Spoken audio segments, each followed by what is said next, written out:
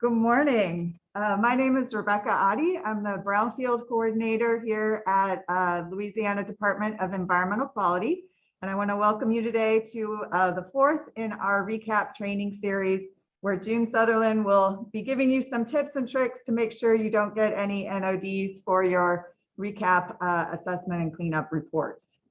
If you haven't already, please go ahead and fill out the poll question just so we can see who's in the audience. And let us know what your role is in environmental investigations. This also helps us to document your attendance. So if you can just go ahead and complete that, that would be great. We're going to end the polling. You've got about 5 more seconds to complete this one. All right.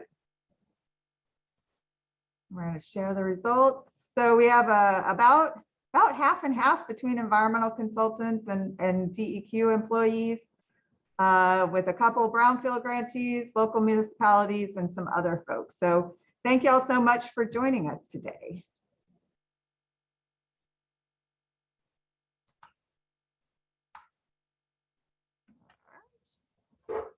This is our standard disclaimer. Just FYI, we are providing these just as a service to help you better understand recap. If anything that we say today conflicts with what's in the written guidance applies. And just understand we have to make these general to fit a lot of different situations, but each site is unique. So we definitely encourage you to work with your LDEQ team leader or your supervisor to make sure that you really understand the situation going on at your particular site. We are talking about RECAP, which stands for LDEQ's Risk Evaluation Corrective Action Program.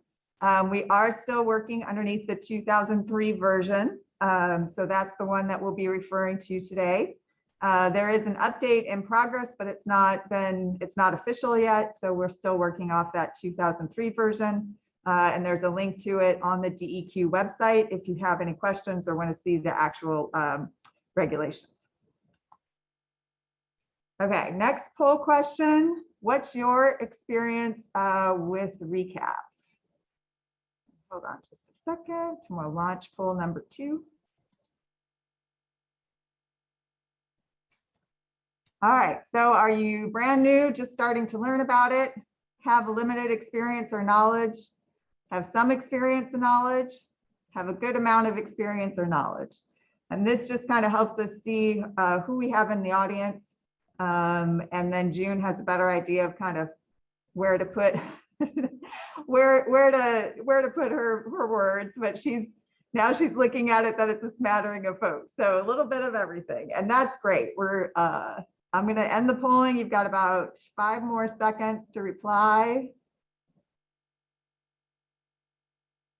All right. So as you can see, we've got a little bit of everything, which is great. That's why we intended these recap training sessions for, so that way, people who are more experienced can hone their skills, and those who have limited experience can learn a little bit more. So glad that you're here today.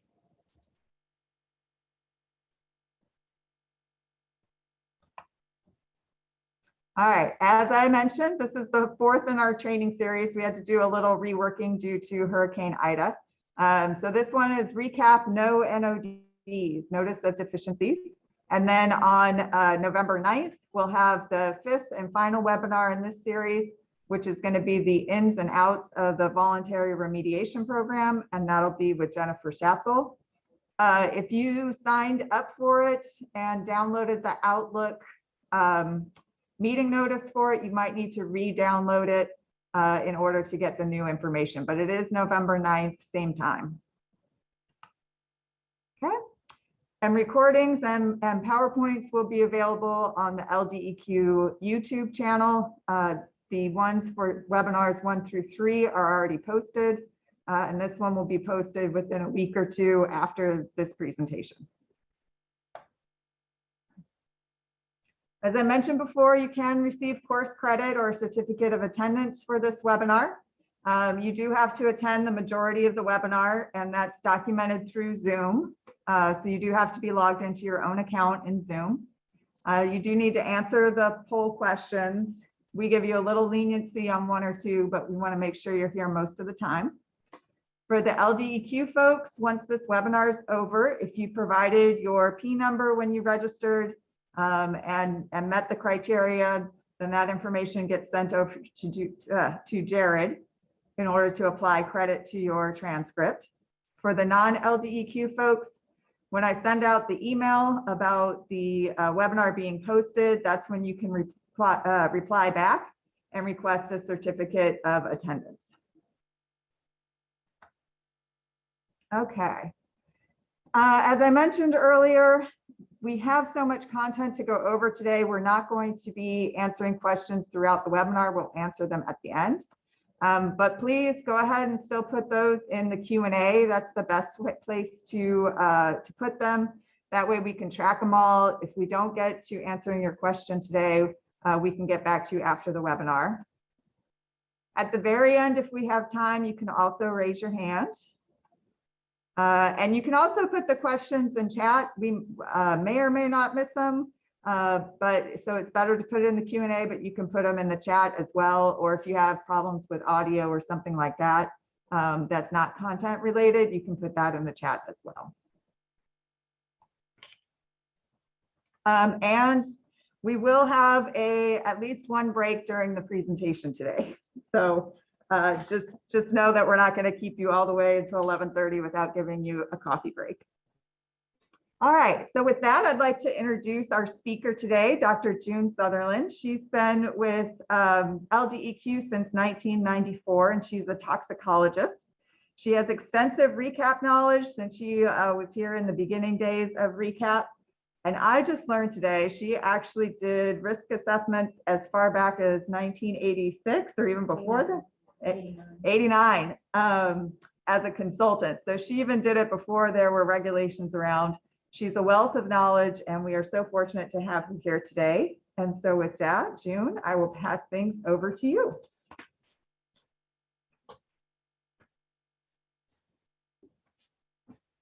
Thank you, Rebecca.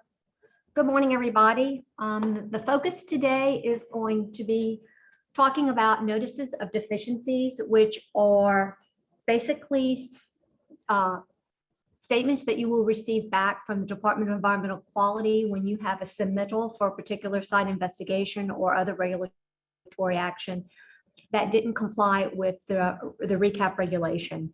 And you would be required to respond back and make the correction for that particular deficiency. And so we kind of compiled some of the more common deficiencies that we see on a regular basis, just to kind of provide some clarification and see if we can get to a point where we have fewer notices of deficiency with your submittals. First thing I'm going to talk about today is data issues. Probably the most common data deficiency that we see are elevated reporting limits. And the key here is how we address those elevated reporting limits. First thing to prevent this from happening is communicate with your laboratory prior to sample collection of what type of reporting limit requirements you need. You want your reporting limit to always be less than the limiting recap standard that you plan on applying. So the screening standards are a good place to start to make sure that your reporting limits are going to be adequate when you get your data back. When you get data back, you have elevated reporting limits, then there's not much you can do. You're creating data gaps. So if the reporting limits are greater than the standard that we're applying and the results are non-detect, first thing to do is ask the laboratory why that has occurred. There's a number of reasons why you can have elevated reporting limits. You can have matrix interference. You can have the presence of one or more chemicals at a high concentration, which requires the sample to be diluted prior to analysis, so that for the majority of the chemicals that you will have that high concentration within the range of calibration. When that happens is chemicals that are present at lower concentration will have their reported limits elevated as well due to that one chemical present at high concentrations, and therefore they will end up as non-detects, even though they could be present at very low levels. So it kind of creates a data gap and doesn't give you a a full understanding of the characterization of your site. You can also have the presence of non-target analytes. So you may be looking for a set of chemicals based like 8260 or 8270, yet there could be another chemical present that is not in the list of chemicals that you're actually looking for, and it could be present at a high level, and it's causing interference with the analysis of your target analytes. And there can be other reasons. So the laboratory a lot of times can give you a key to why you're not getting the reporting limits that you require, and how to go about correcting that. If in case you have to get additional information, collect additional samples at the site. When you do have non-target analytes present, the way to go about finding out what it is you're dealing with, you can request a laboratory report tentatively identified compounds, which are usually already present in the electronic signature of that data analysis, and they can give you a copy of those. You can conduct a fingerprint analysis of some of the most heavily impacted area in your AOI, and they can kind of do a breakdown of what type of chemicals are making up that particular finding. And then you can resample with an extended analyte list based on site history. So those are ways that you can go about getting a good characterization of what chemicals are present at your site. And always too, don't forget to look at history of the site, what chemicals were previously used on the site and which ones may be currently being used at the site if you don't have a known release type. Elevated reporting limits. For CUCs that are not detected, RECAP requires that the sample quantitation limit, also referred to as a reporting limit, be less than the limiting screening standard or the limiting RECAP standard prior to eliminating a CUC from further assessment. So this is part of the data evaluation step. So if you go to page 29 of RECAP, it will give you an overview of the type of goals that you're trying to reach to make sure that your sample quantitations will be appropriate. So when we want to do this as a first step, when we get our data back, identify elevated reporting limits, what data gaps they may be creating, so that you know how much it's going to impact your characterization of the site. So you've put together a work plan, you have strategically placed sampling locations and analytical protocol, and you're hoping to get a certain data set. When you have elevated reporting limits, it creates gaps in that set database that you were looking for. So what we want to do is identify how important those data gaps are and how much they are going to limit your ability to use the information that you have gathered. So RECAP has a data evaluation and usability section that will talk about the requirements. So basically you should look at the data, see if it is suitable for risk assessment purpose, for RECAP purposes, and make sure that the methods used were correct, the sample quantitation limits are good, any other information that you have associated with your data set that you get from the laboratory, and make sure that the QA/QC data has been interpreted in light of the information that you have, and that you have a good understanding of what your data is telling you and what it's not telling you. So that's kind of the overall goal of data evaluation. And the reason I point this out is if you do have elevated reporting limits for a significant number of chemicals, we want to understand why that is and what impact it has on the overall assessment. We don't want you to simply take that elevated reporting limit, pretend it's a hit, and carry it through the assessment. That doesn't work well. I'm going to talk about that some more. We do not want you to include elevated reporting limits in the RECAP assessment. If you had just one chemical, that would be one thing. But I actually see situations where people may have 10, 14 chemicals with elevated reporting limits. They're pretending like they're hits, taking a conservative approach. And yes, I can follow that logic. But if you've adequately conducted exposure evaluation as required by RECAP at the beginning of the assessment process, then you know better how to address those limitations and how to go forward. So an elevated reporting limit is not an area of investigation concentration. Do not use those as an AOIC, and do not use 1/2 the elevated reporting limit as the AOIC. These things complicate things. I have actually reviewed a report recently where we had a number of elevated reporting limits. They were included as the AOIC. They were identified as chemicals of concern, and they were actually adjusting for additivity, including elevated reporting limits for chemicals that weren't even detected. And there were divisors of like additivity divisors like 16 and 18.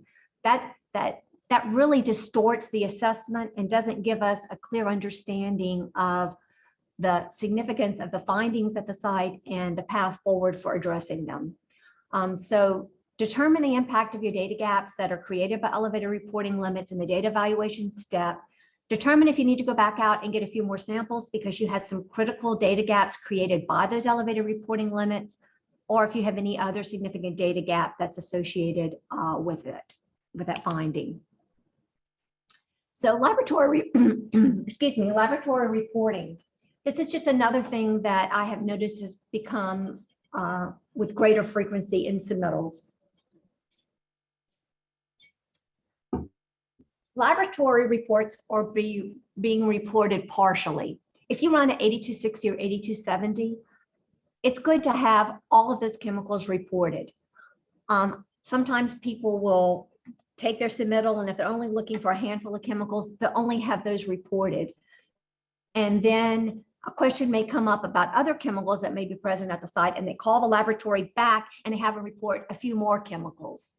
That really doesn't give us good characterization. If something's there, the department would like to know about it and have it addressed according to the regulation to ensure that decisions that are made are protective of human health and the environment. So when you start cutting and picking and choosing what you're going to look at with the information that's been generated about the site, gaps can get created and things can slip through the cracks where you might not have a protective decision when you're done.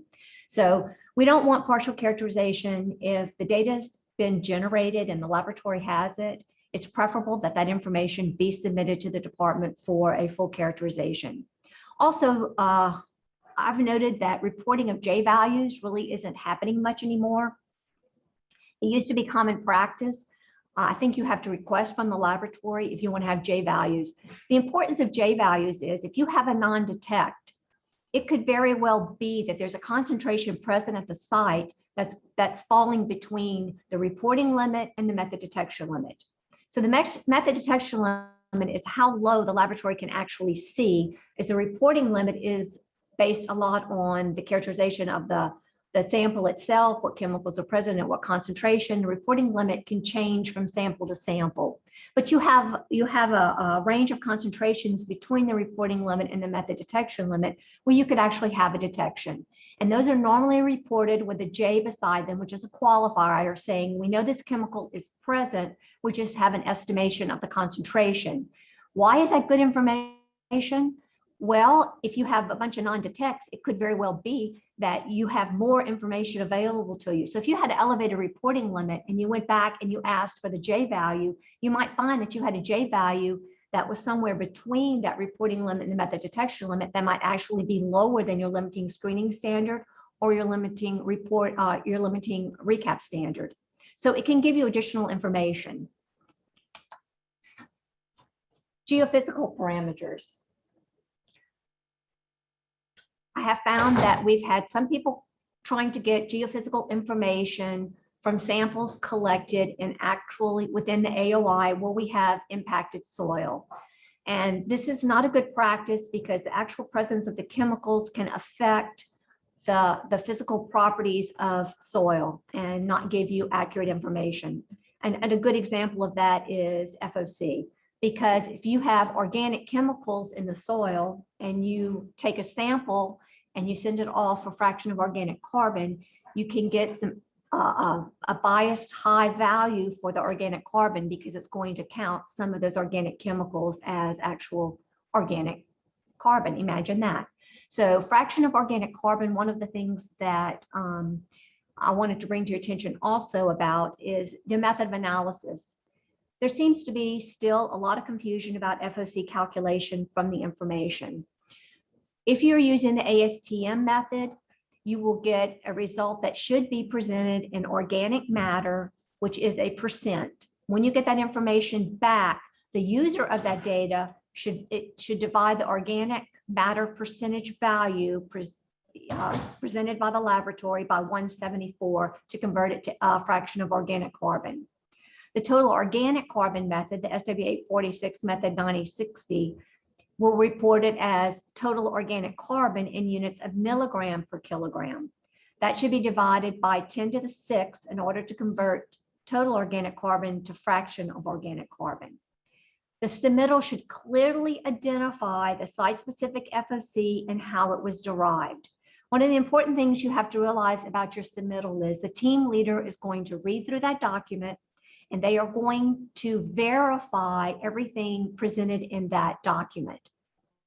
The easier you make it and the clearer you present your work and how you came to the conclusions that you came to and are supported by your submittal, the more you give that information, the clearer you give it, the easier it is for the team leader to reproduce or verify the work that's been done and approve it. If they cannot do that, they're going to give you a notice of deficiency because they need that information. And if they can't find it in the submittal and they can't figure out how you calculated your site-specific FOC, they're not going to be comfortable accepting it and basing site management decisions on that value. So this is a very important thing to make sure that you clearly show your work. The FOC must be site-specific. You cannot use an FOC from another site. We've seen that done. And you cannot use an FOC from a literature value either. If the sample is obtained within the AOC, again, it could be bias high. So the FOC should be obtained from an area that has representative soils that are very similar to those found within the area of investigation that has not been impacted by activities at the site. So that's the best way to get a good FOC value to use for developing site-specific recap standards under Mo2. So again, here's the fraction of organic carbon. Again, I ran through the methods and how you convert it. One of the things that has started happening is the laboratories have started doing some conversions on their own. They're also reporting fractional organic carbon in different ways. And it's created so much confusion that we really don't know what the laboratory has done and what information is being presented. And we've actually put together a FOC memo that's on the recap website that will help go through some of the details of this confusion and help you read through it. One of the things that I'm seeing is the chain of custody that is submitted to the laboratory requesting analysis. It asks for FOC, fraction of organic carbon, instead of actually what method it is that you would like the laboratory to run, whether it's the SWA46 method or the ASTM method. That's what should be specified, not FOC. So then what the laboratory is doing is reporting FOC, and it's giving it in units of either percentage or milligram per kilogram or units that are not associated with FOC. FOC has no units. I've seen results reported as fraction of organic carbon in units of percentage wet weight, which is very interesting because FOC is unitless. It should not be in percentage. And also it shouldn't be wet weight when you consider ATSDM is an actual method where they desiccate the sample and measure ash to determine the wet weight. So I'm not exactly sure how the laboratory is coming to this conclusion. The other thing, some of the labs that we talked to, we asked them how they're going about reporting because of all this confusion. And some of them say that the consultants have asked them to go ahead and divide by 1.74 or 174 before they report the results. The laboratory should be reporting it exactly as specified by the analytical method. The user, which is you and the department, should take those results and make the conversion, either divide by 10 to the 6 for the SWA46 method or divide by 174 for the ASTM method. So there's been a lot of confusion and a lot of uneasiness with using site-specific fractions of organic carbon because of this uncertainty in how it's being reported and what the true FOC is for a site. So kind of keep this in mind, communicate with your laboratory, and let's try to have a clear understanding of what the information is that we're getting from the laboratory, that it followed the method and the reporting exactly as specified by the method, and that you're making the appropriate conversions based on the method you chose to use. For some reason, we're seeing a lot of sites that are characterizing the sites for dioxins and furans. Unfortunately, it's not quite as straightforward as addressing other compounds. It's a little bit more complex. So I just wanted to run through some simplistic methods of how we go about looking at it. There's the dioxin toxicity equivalent factors, which represent the toxicity of each dioxin and furan congener relative to the dioxin compound 2378 TCDD, which is the most toxic compound of all the congeners and also the most studied. So you take the total TEQ concentration for each sample. So when you get back the list of congeners that were detected in your sample, you're going to take that information and you're going to use the TEF, so the toxicity equivalent factors, to convert that concentration to an equivalent concentration of 2378 TCDD. So the way you go about doing that is each reported concentration for that particular congener will be multiplied by its toxicity equivalent factor. After that is done, you will sum all of those converted concentrations into a total TEQ concentration. That concentration will then be compared to the 2378 TCDD recap standard.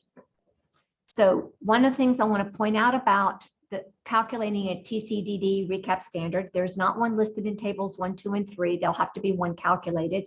If this is something that you need assistance with, your team leader can certainly help you with it, and they can get tox support from within the department.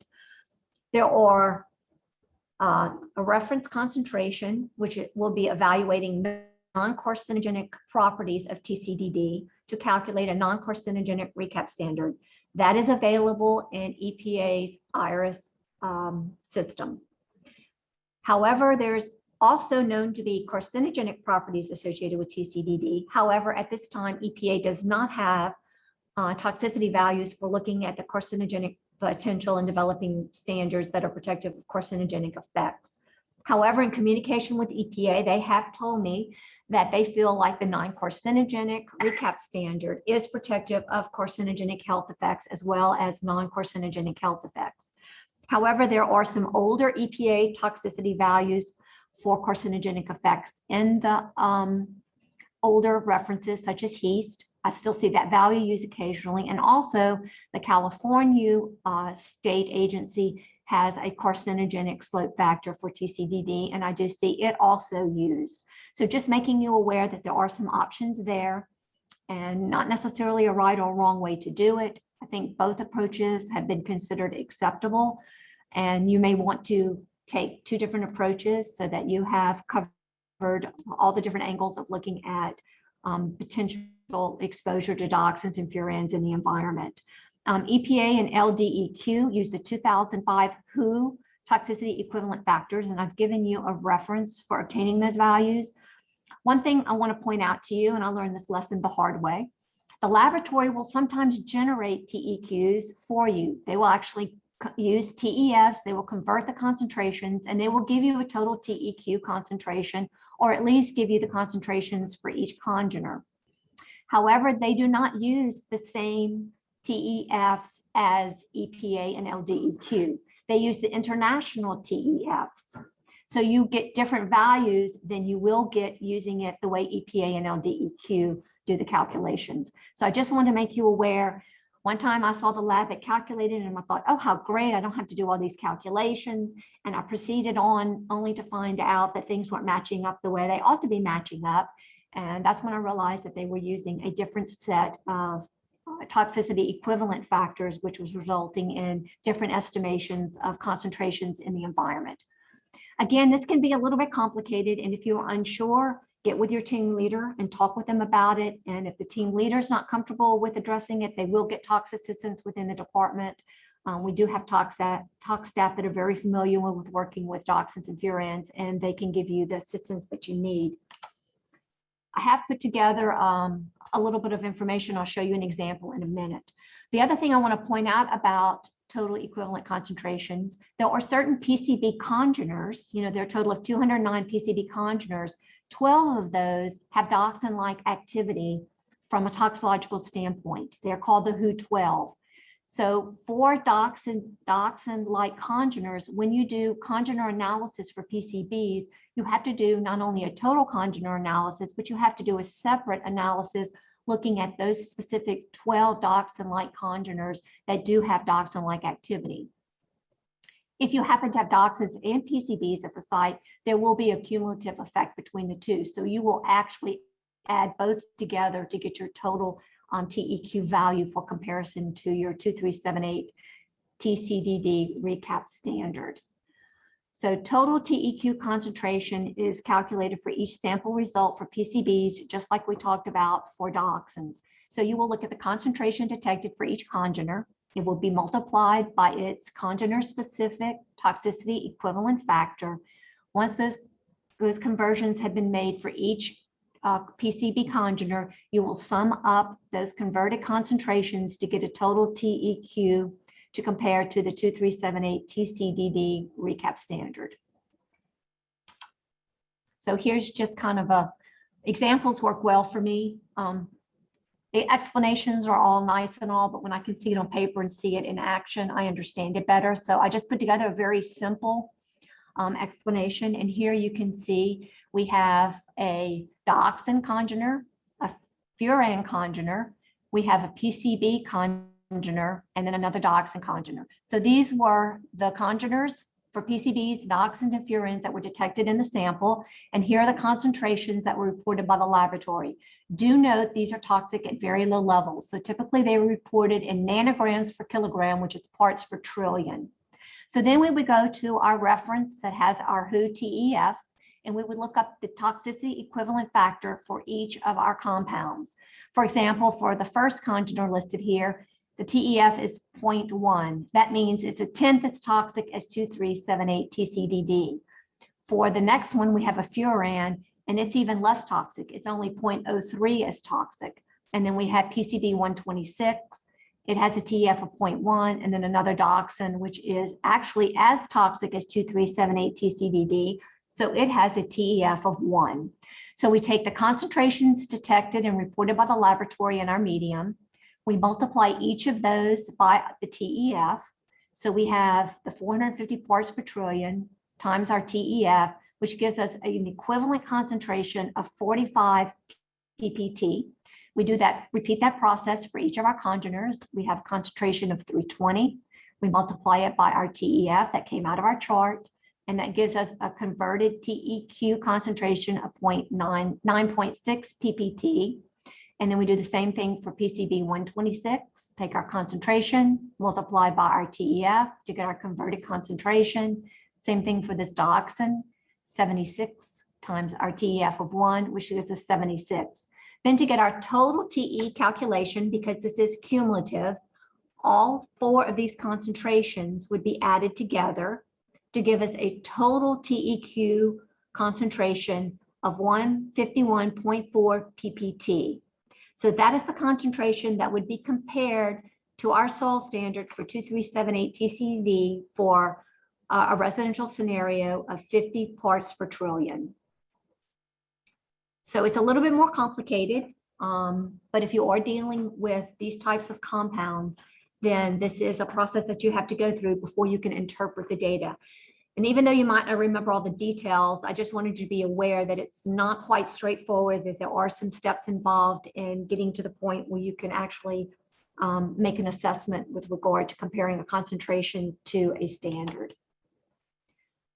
Which brings up the point of polychlorinated biphenyls. Since we were talking about the congeners that act like dioxins, let's talk a little bit about evaluating PCBs. And we have had quite a few sites lately with PCBs.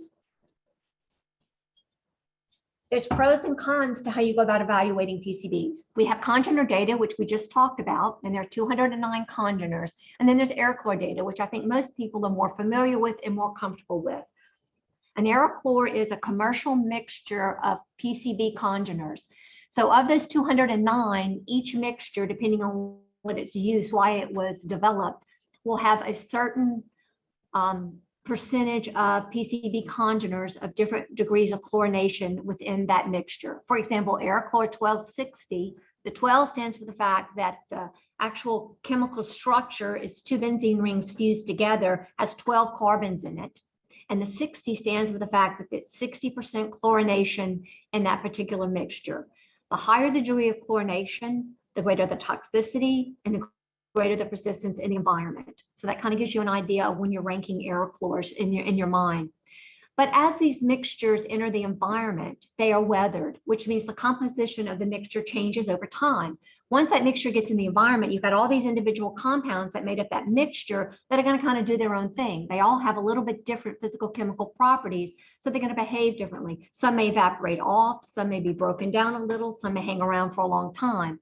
But the key is that mixture changes. It's not the same mixture that was released into the environment. So the problem with analytical methods for aerochlors are based on pattern recognition.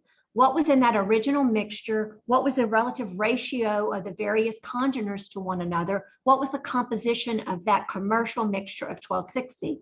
So what they will do is they would take that environmental sample or biota sample, which is even more changed in composition after you have biological processes acting on it, and they would try to match up that environmental mixture with a pure aerochlor mixture as it came out of the bottle brand new when it was made. So because of this process, aerochlor data is rather non-specific, and there's a very good possibility, almost a sure thing, it's going to underestimate the amount of PCB that's present due to weathering. Just for example, there's one particular site that I've worked with for a number of years, and we have some aerochlor data that was taken early on before congener analysis was routinely done. And we are looking at tissues, fish tissue concentrations, because we are trying to determine when it will be acceptable for fish tissue concentrations to reach levels where we can lift the fish advisory and people can safely fish and consume biota from that water body. We've continued to do aerochlor analysis in addition to PCB congener analysis. And the aerochlor data has been non-detect for years now, whereas we're still getting PCB congener hits that are unacceptable, showing that it is not safe to eat the fish. So you can see there's a big discrepancy between the information that you're going to get from the two types of analysis. So congener data is very specific. It gives you a better assessment of presence and toxicity. However, the drawback is congener data is more expensive than aerochlor data. Of course it is. It gives you better information. Sometimes when you have a situation where you have limited amount of budget available for analysis, then sometimes you'll see a compromise where we'll just look for the WHO12, which is a reduced list. Instead of looking for all 209 congeners, you do a separate analysis for the 12 PCB dioxin-like congeners, which are typically the risk drivers. So sometimes that's an option that's available depending on what pathway you're looking at, what media you're looking at, and the sensitivity of the assessment that you're conducting. So the various media that we look at can be soil, sediment, fish, groundwater. If you're looking at a drinking water source or you're looking at a direct consumption of fish, you've got a little bit more sensitivity associated with those types of exposures. You may opt to do a more expensive analysis or at least a subset of analysis with congener information. So the bioaccumulation pathway is a big one where we typically rely upon congener analysis for sure. But the kind of drawback there is the fish are getting the PCBs that they're accumulating in their tissues from the sediment. So if you do aerochlor, get aerochlor data for sediment and congener information for biota, you have a mismatched data set, and it's very difficult to make a correlation between what sediment concentrations do we need to reach, where we will also have acceptable concentration in fish tissue. So it can be very complex. And again, this may not be something that you remember all the fine details from, but you will at least remember to go back and look and research this and remember that it can be more complex and that there are various options for getting the information that you need. Another important thing is look at reporting limits. For aerochlors, it's 50 parts per billion. For PCB congeners, it's less than 10 parts per trillion. So it's a much more sensitive analysis and can give you much better site characterization when you're evaluating a PCB release. So polychlorinated biphenyls, when you are looking at them, you can look at total PCB congener analysis where you do 209 PCB congeners. You would simply add up all of that information and compare it to the PCB recap standard, like in tables 1, 2, and 3 of recap. And you would also do a total TEQ where you looked at that subset, which has greater toxicity than the rest of the congeners, and you would convert that to a equivalent 2378 TCDD toxicity concentration, and you would compare that to the recap standard for the TCDD. So it's kind of a twofold analysis when you have a full 209 congener approach. So Aircore data, if you're looking at Aircore data and you're comparing it to the PCB recap standard, know that there are different toxicity values depending on what you were looking at. If you're looking at high risk and very persistent congeners, then you're going to be using an upper bound slope factor of 2 milligrams per kilogram per day. That is what the values in recap tables 1, 2, and 3 are based upon. We use this for looking at food train exposure, sediment or soil ingestion, dust or aerosol inhalation, and dermal exposure. Low persistence would be a upper bound slope factor of 0.4 per milligram per kilogram per day. We use that for things such as drinking water exposures. And then there's the lowest risk, which is an upper bound slope factor of 0.07. So these are used for situations where you have PCB mixtures that are comprised of very low chlorinated compounds. So there are some options and some site-specific tuning that can be done when you're looking at PCBs. Most of the situations that we're looking at do fall into the high-risk persistent types of congeners, because those are the ones still remaining in the environment, and those are the ones we typically encounter. So just to let you know, I've given you also some information at the bottom where you can go to IRIS and look at this information in greater detail. But PCBs can be very complicated. Again, if you have any questions, you can ask your team leader. If they are not familiar, they can certainly get the information for you and help you get your assessment conducted. Another data issue that I just wanted to point out with regard to petroleum hydrocarbons, it came to our attention not too long ago that air-phase petroleum hydrocarbons, the APH method run by the Massachusetts DEP, their fractions that they report don't exactly match up with recap. So I just kind of wanted to provide you with this information of how you can take that information and what the appropriate reference concentration or concentration in air to use from the recap program to use that data and make certain that you are using it correctly for the various fractions. The other thing we found out was that there were, for a long time, actually no accredited laboratories that were doing the APH method.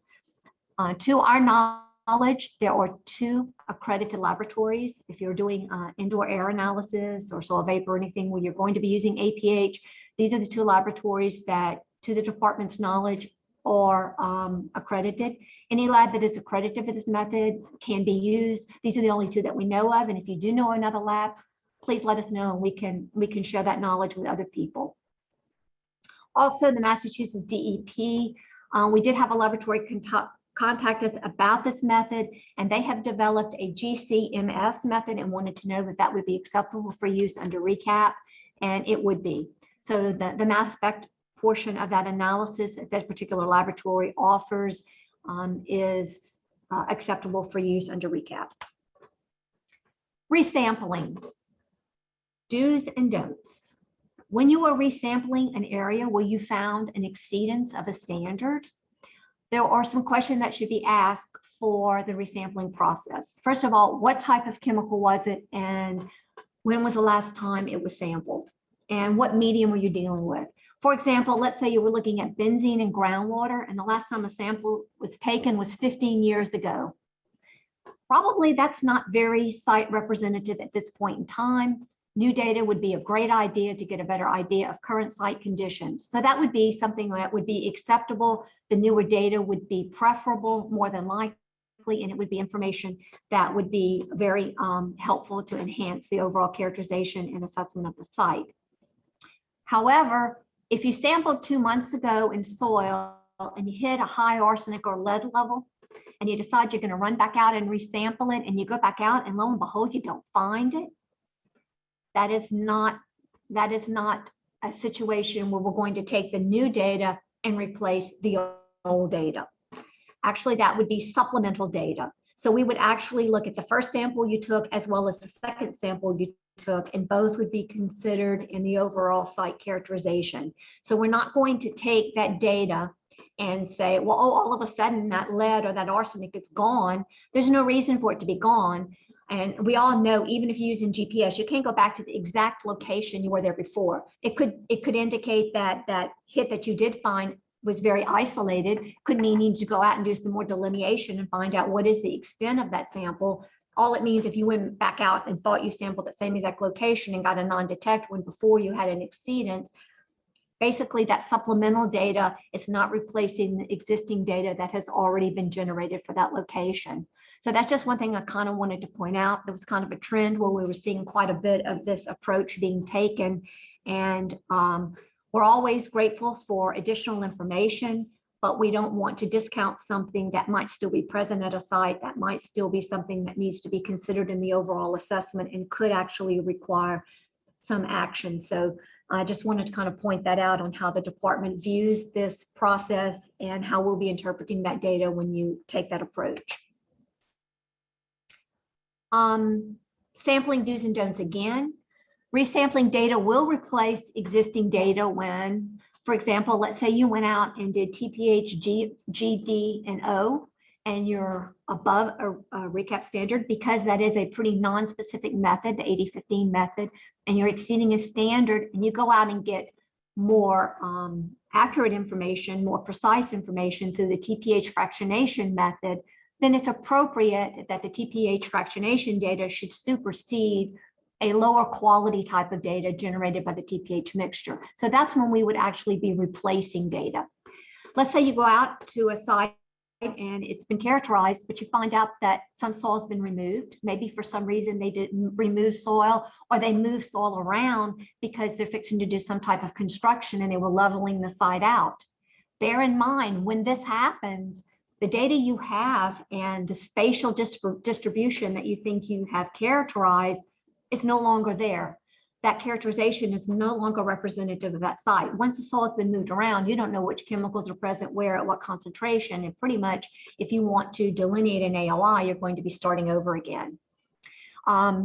If you have existing data for some reason don't appear to be valid or questionable based on QA/QC data or some other technical factors such as matrix interference, elevated sample quantitation limits, whatever may be going on, then it makes sense to go out and resample and see if we can get good data that are representative of the site. Existing data that's very old and not likely representative of current site conditions, such as the example I just gave, that's not really good data to base site conditions on and move forward. If we have any other valid technical or analytical reason for not using data, the department concurs, then resampling is appropriate and new information should be gathered. And we have poll question number 3. All right, let's load our third poll question.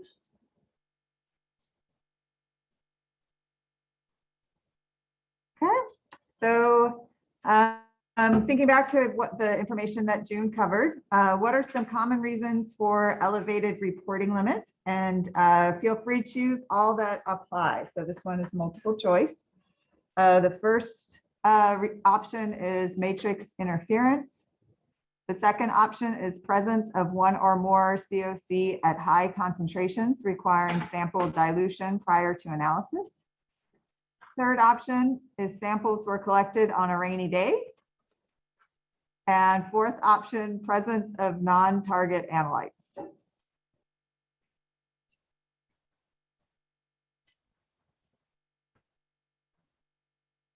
All right, we're going to give you about 5 more seconds to reply.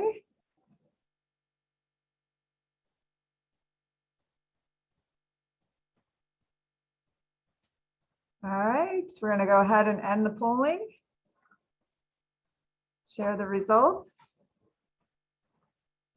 So most of you did pretty good. It is all of them, except for samples were collected on a rainy day. That is not a common reason for the elevated reporting limit. So overall, pretty good.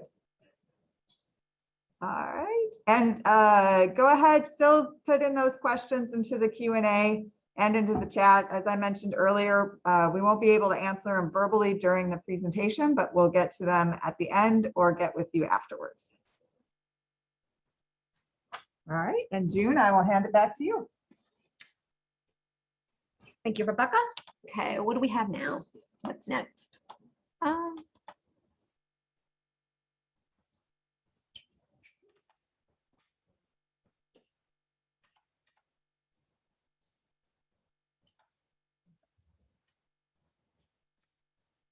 Recap standards. We're going to talk a little bit about calculation and recap standards using Appendix H spreadsheet. When we might want to do this, when we're using site-specific geophysical information, such as FOC, and under Mo3, if we're doing site-specific recap standards, that may include not only geophysical information, but may also include site-specific exposure information. And probably another big one is screening standards and Mo1 recap standards for COCs that are not listed in tables 1, 2, and 3. Just because a chemical is not listed in tables 1, 2, and 3 does not mean it is not regulated. One thing I'd like to point out, I see frequently used recap metals, recap VOAs, recap semi-VOAs. There really isn't any such thing. When the tables 1, 2, and 3 were put together, we simply selected those chemicals most commonly encountered in the environment. We really didn't have the resources to calculate hundreds and hundreds and hundreds of standards for various compounds, especially those that aren't frequently encountered at sites that are regulated by DEQ. It doesn't mean because it's not in tables 1, 2, and 3 that it isn't regulated. It simply means you're going to have to calculate your own standards. So calculation of Mo2 recap standards. This is when you're going to use site-specific soil properties. You can use also site-specific characteristics such as source length and width, water-filled soil porosity, dry soil bulk density, total soil porosity, air-filled soil porosity, soil particle density, and FOC, fraction of organic carbon. Geotechnical laboratories can give you the information about the soil properties at your site. When you go to the recap spreadsheet, there are values in at the bottom of the pages in blue. There's blue shaded cells. Those are not locked. So those cells can be changed. You can enter your information in those areas. So here's just an example I have here to show you what FOC kind of influence that it can have on your standards. For example, we're using a site-specific FOC. COC is benzene. You go to the spreadsheet. At the bottom, there's a tab that says Soil Properties and QC. You click on that tab, and there will be an FOC off to the left-hand side of the sheet. It will say fraction of organic carbon. There will be default value of 0.006. It will be shaded aqua, which means you can change that value. You simply replace the 0.006 with 0.02. And then when you click off of that tab, you can go to the various soil standards and it will show you the new calculated value. So I just did here to show you the difference. For example, soil NI, I have the default values with the 0.006 recap standard, which would be the same values that you would find in tables 1, 2, and 3 for each of the various standards. And then putting in the site-specific 0.02, you can see you get a significant increase in the soil NI, the soil I, the soil GWs, and the soil saturation. And if you think about it, for soil saturation, if you're busting that as your limiting standard, really the only way that you can increase that value is to put in site-specific soil parameters. You will also see that it will also affect your enclosed structure values as well. So it can be if you're very close to the Mo1 standards, but you're a little bit over, looking at fraction of organic carbon from a site-specific sample may be able to give you a much more site-specific analysis that can show that the residuals that you have as your AOI are not causing an adverse effect and that they are indeed acceptable under site-specific conditions. AOI source area, why is it important? This is something that frequently gets overlooked. For the lookup tables, tables 1, 2, and 3, we used default assumptions in order to generate those lookup tables. So we had to have a hypothetical site that had hypothetical properties such as FOC. We assumed a hypothetical FOC of 0.006. We also assumed a hypothetical size of 0.5 acres. And the reason for this is that goes into various parameters that are used in that calculation. The QC parameter, which is important in the calculation of the volatilization factor for Sol I and Sol Ni, are dependent on the source size. The SW parameter for the calculation of the dilution factors and the lookup dilution factor table are also dependent on the source size. So the various pieces of the recap assessment that you're pulling together, if you're using Mo1, you are screening option. I know you can't use dilution factor to a screening option, but you can under Mo1. They're dependent upon certain assumptions. And if indeed you have a site that's larger than 0.5 acres, then using the Mo1 for a larger site may not be protective. For example, let's look at benzene. We're looking at the Sol I. The 148 by 148 gives you a Sol I value of 3.1. But if you actually have a 1 acre site, that number goes down to 2.7 because you have a larger source area that is contributing to volatilization. Therefore, there are the potential for greater exposure through inhalation, and it's going to lower your value. Same thing, see, as you go to 2 acres, it goes even lower. 5 acres, it goes lower. So the larger your source area, the lower your standard that is protected that is going to be. So keep in mind that if you're looking at screening option or Mo1, you're limited to a 0.5 acre or less area, source area or AOI, for the use of numbers that are located in tables 1, 2, and 3. Okay, well, tables 1 and 2, and the dilution factor table. So if you have an AOI that's greater than 0.5 acres, then you need to calculate site-specific screening option screening standards using a site-specific source area, and then you need to move up to Mo2 where you're calculating recap standards based on a site-specific source area. So that's the key there. And one of the criteria for actually using management option 1 will be that the area of impacted soil is approximately 5.5 acres or less. And this does just get overlooked sometimes. Same thing's true for the screening option. You will see the same criteria for management. Screening standards and recap standards for COCs not listed in recap tables 1 through 3. Again, as I said previously, all COCs are regulated under recap. When you're calculating standards that are not in recap, we want you to use the most current toxicity information that's available. The sources of toxicity information, your first source is EPA's Integrated Risk Information System.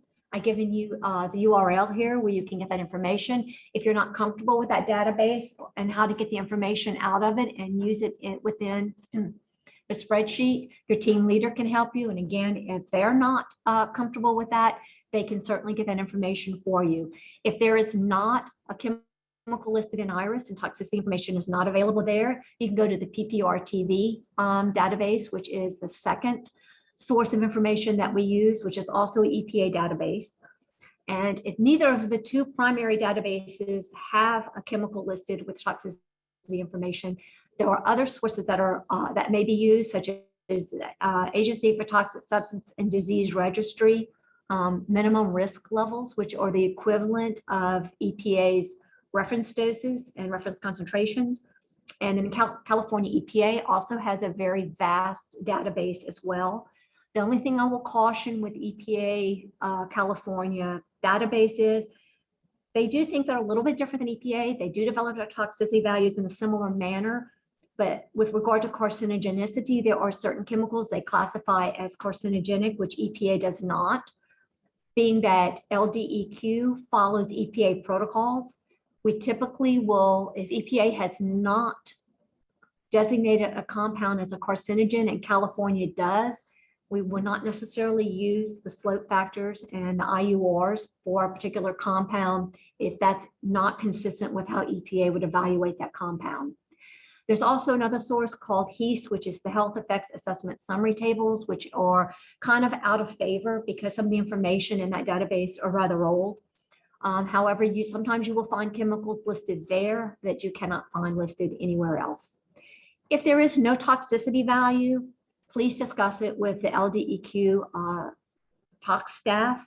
That would be helpful in directing you on a good approach for coming up with something that is defensible and would be acceptable to the department before you do a lot of work that may not be considered acceptable. So reach out to those people. And I do have some information at the end with regard to who contacts are.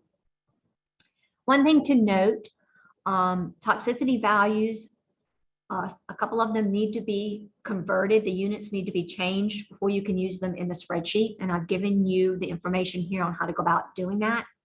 So the toxicity values for inhalation are given as the reference concentration and inhalation unit risk in IRIS and in PPRTV, as well as in some of the other sources. The recap spreadsheet, however, uses the older units that were used by EPA previously. And those are the inhalation reference doses and the inhalation slope factors. So when you get a reference concentration out of IRIS, in order to convert it to an inhalation reference doses and units of milligram per kilogram per day, you'll take the reference concentration that's given by IRIS in milligrams and units of milligrams per cubic meter. You will multiply it by 20 cubic meters per day, which is the default inhalation rate. Then you will divide by the default body weight as 70 kilograms. And that will convert your RFC in milligrams per cubic meter to an inhalation reference dose of milligrams per kilogram per day.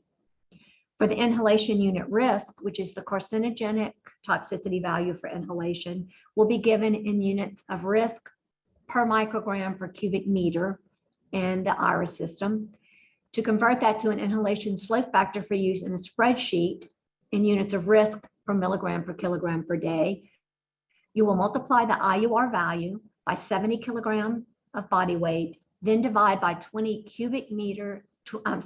milligrams per cubic meter inhalation rate, then make the conversion from micrograms to milligrams. And then the value will be suitable for use in the spreadsheet.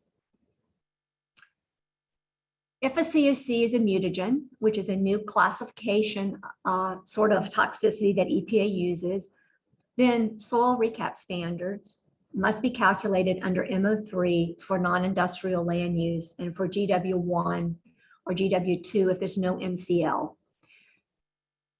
The reason for this is the recap spreadsheet cannot accommodate the additional calculations that are necessary if you're dealing with a compound that has a mutagenic mode of action. It has increased toxicity to younger age groups, and therefore that has to be accounted for in the development of the standard, and those calculations are not included in the recap spreadsheet. Therefore, there has to be an alternate procedure for doing that, and we're going to talk about that in a little bit more. First, let's talk about calculating recap standards for COCs not listed in recap tables 1 through 3. So I have an example here of isopropylbenzene, which is also known as cumene. So I'm going to pull up the spreadsheet. I went to IRIS and I pulled out the toxicity values for cumene, which was an oral reference dose of 1 × 10⁻⁻1 milligram per kilogram per day. The target is the kidney, and this is important in case you're dealing with multiple chemicals that may possibly have the same target. You would need that information for adjusting for additivity. The reference concentration for inhalation exposure is 4 × 10⁻⁻1 milligram per cubic meter. So we would have to make that conversion. Again, the target is the kidney and the adrenal gland. I'm going to show you how to get that information in just a minute. And so the inhalation reference dose would be take the value we got out of IRIS, multiply it by 20, divide by 70, and it's going to convert it to 1.1 × 10⁻⁻1 milligram per kilogram per day, which is the value you would use in the spreadsheet. So for the oral reference dose, you would use this value, and for this value, you would use for the inhalation reference dose. chemical physical data for the compounds, you're going to need molecular weight, the KOC, the Henry's law constant, the diffusivity in air, the diffusivity in water, and the water solubility. A good place to obtain this information that's very convenient is the EPA Mid-Atlantic Regional Risk Assessment website. They have generic tables, and in those tables, they have a wealth of information with regard to physical chemical properties for a very, very long list of chemicals. Go to the chemical specific parameter table within the generic table lineup, and there you'll find the information that you will need to calculate your recap standards. So when you go to IRIS, you will see information presented in the summary for cumene that looks like this. So here we have the non-cancer reference concentration for inhalation exposure. It's going to be given in units of milligram per cubic meter. So here is the number that you're going to need, which is 4 times 10 to the minus 1. And here are the basis is going to be increased kidney weight and adrenal weight. So the kidney and the adrenal are going to be your targets for inhalation exposure. And then for oral exposure, you're going to have your reference dose, which you're going to use straight out of the system right here. And you're going to have your kidney as your target. So when you go to IRIS, you're going to pull out this number, which is going to need to be converted, multiplied by 20, divide by 70. You're going to need the information of kidney and adrenal for potential additivity adjustments if that's necessary. For oral, you're going to need this value for the spreadsheet, which does not have to be converted. And again, if you're looking at additivity, if you have multiple chemicals, you need to know the kidney. So that's the information in IRIS and how to go about getting the information that you need. Okay, so let me pull up the spreadsheet.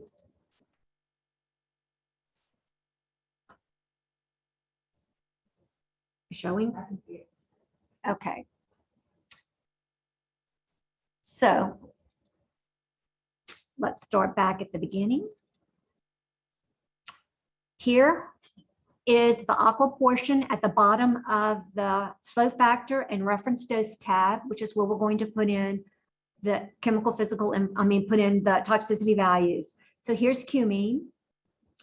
It does not have slope factor for carcinogenic assessment. So basically the asterisks get put there as holding places. We enter our reference dose, our oral reference dose here, our inhalation reference dose here. So you type those in. Then you go to the physical chemical parameter, and you're going to enter the molecular weight. Well, you can also, I usually here, I'll enter the name and the CAS number, and then it carries through the rest of the spreadsheet. So when you come to the spreadsheet, cumene and your CAS number will already be here. Enter your molecular weight, your KOC, your Henry's law constant, your diffusivities, and your water solubility. Then when you click on your various tabs, you will have calculated values. Here's your GW2 value. And your GW1 and GW2, of course, are the same. The difference is whether or not you can use a dilution factor. Then you click on GW3, non-DW, and the values right here, and so forth for each of the various tabs. Here's your soil NI,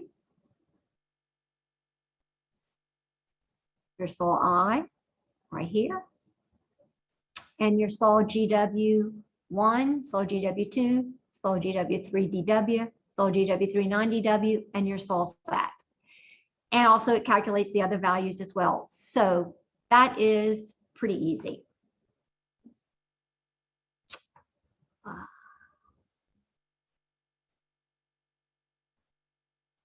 Okay, if you have any questions with using the spreadsheet, feel free to contact your team leader or someone within the department. And if they're not familiar, they'll find someone who is familiar. Most people know how to use the Appendix H spreadsheet. It's really quite easy. Once you might want to just pick a couple of chemicals, play with it and get comfortable with it.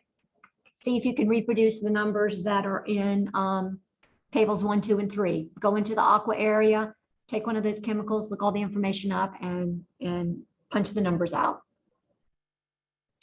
If the screening option or MO1 recap standards utilized in a recap assessment are not obtained from the recap tables, ensure that the numerical values match those in tables 1 through 3.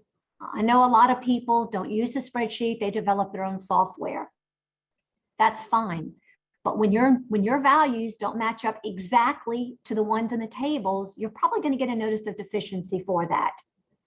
So it would be behoove you to make sure that you set your reporting of your software or your spreadsheet or whatever you've developed so that it produces numbers that are equivalent to those in the tables. One of the main things I see is the number of significant digits. We use 2 significant digits for the recap standards. And that can give you a number. If you're giving like 4.67832 instead of rounding up to just 2 significant digits, some team leaders are going to question the value. Where did it come from? It doesn't match up with what's in the table. And you're likely to get an NOD for that. So it's a very easy way to avoid NODs with your standards if you're not using the spreadsheet or if you're not using the tables and you're calculating them separately. Let that just be a hint of a way to make your life a little bit easier. Calculation of Mo3 standards. Mo3 site-specific standards. The Appendix H spreadsheet may be used. However, the most current risk assessment methods are preferable. If you read through Mo3, the requirements of Mo3, it requires that you use the most current toxicity data that's available. It also requires that you use site-specific exposure parameters, or if you do not have site-specific exposure parameters, that you're using the most current default exposure parameters. Okay. There have been changes in exposure parameters since the spreadsheet was generated and since recap was promulgated. So there is a lot of new information out there, and it's preferable that that information be used. Site-specific or LDE key soil properties should be used if you're using a different mode of calculation. I typically use the EPA calculator, and I recommend that for soil NI, GW1, GW2, which is drinking water, tap water, and also for C of A, which is indoor air, which is used when we're looking at vapor intrusion and maybe taking indoor air samples, or back calculating to acceptable concentrations in soil and groundwater. EPA calculator is a little bit more difficult for TPH. You're probably going to want to get some assistance with that because how we define our fractions and look at TPH is different than how EPA is doing it. If you are dealing with a mutagen, then you must look at using the EPA calculator because there are very complex calculations that are necessary that are not in the spreadsheet and for any option. So if you were running an MO1 or an MO2, just using new toxicity information, for example, like for TCE, you would probably want to use the calculator to get the most current accurate number.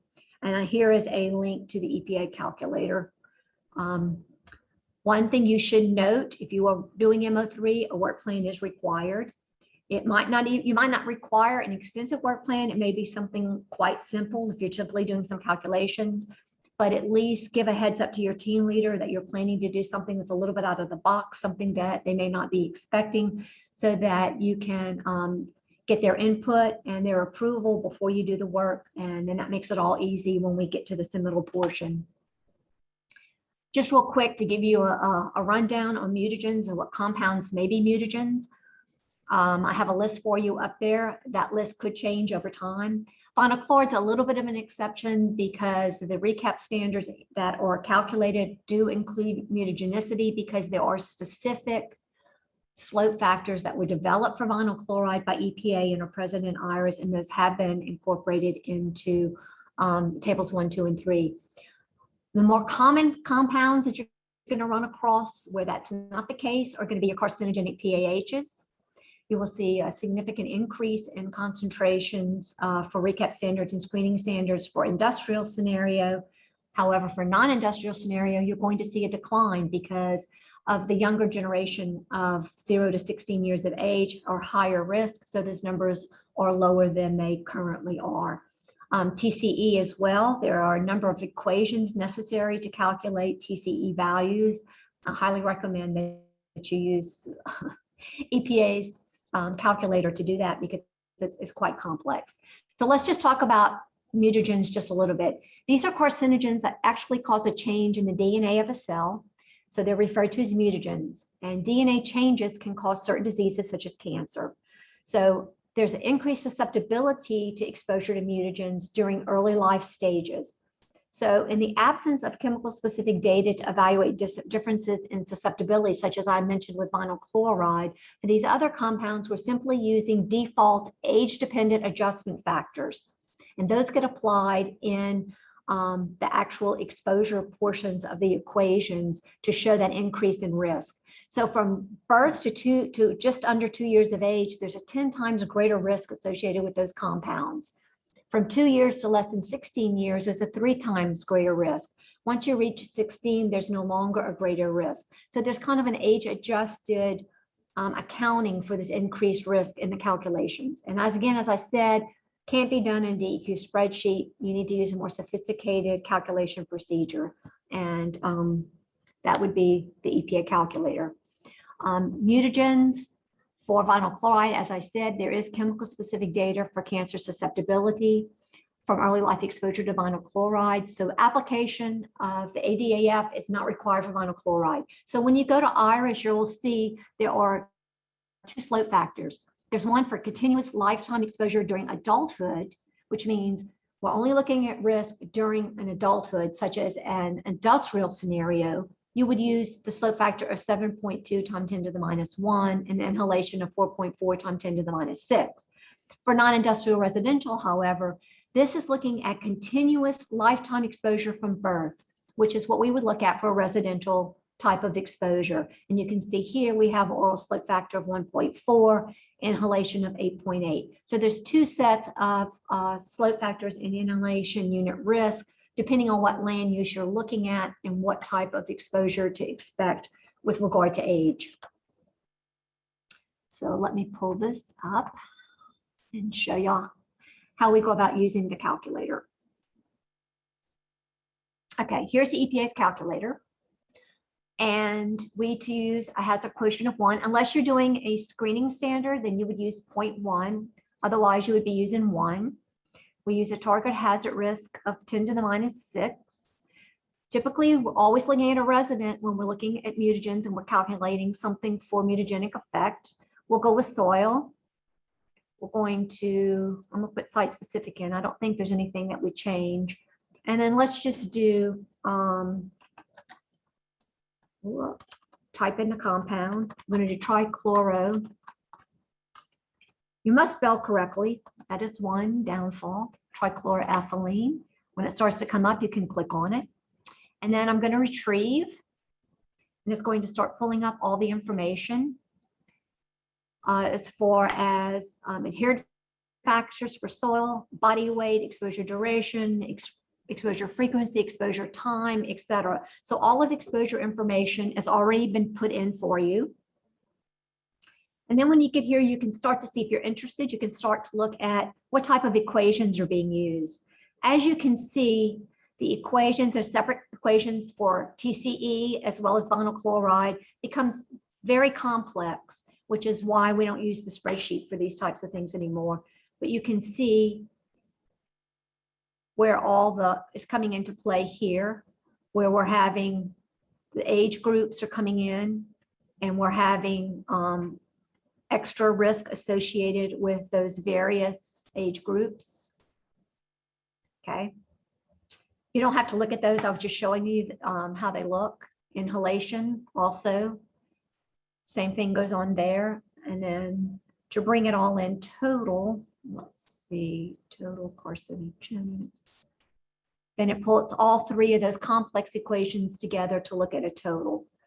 But you don't need to worry about that. That's just kind of for information purposes. None of this information needs to be changed. When you get to here, the default that we use for Louisiana is Houston. That's the closest meteorological station. So that change needs to be input. Here, you need to do the same for volatilization, which is Houston. They use the same default FOC that DEQ does, so that's fine.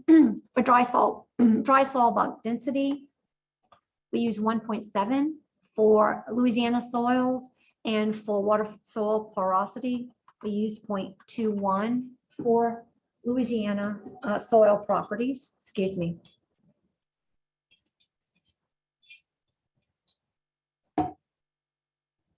And then once you make those changes, you hit retrieve, and it will pull up all the inputs that you used in your calculation. You can scroll along here and see all the inputs.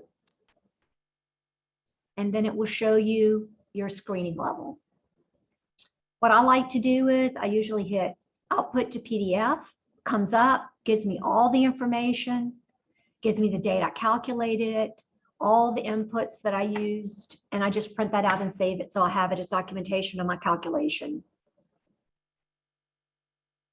Pretty easy to use. So if you are dealing with a mutagen, you can do the same thing with the PAHs and take into account those changes in toxicity. So let's see, I need to minimize that. I need to share.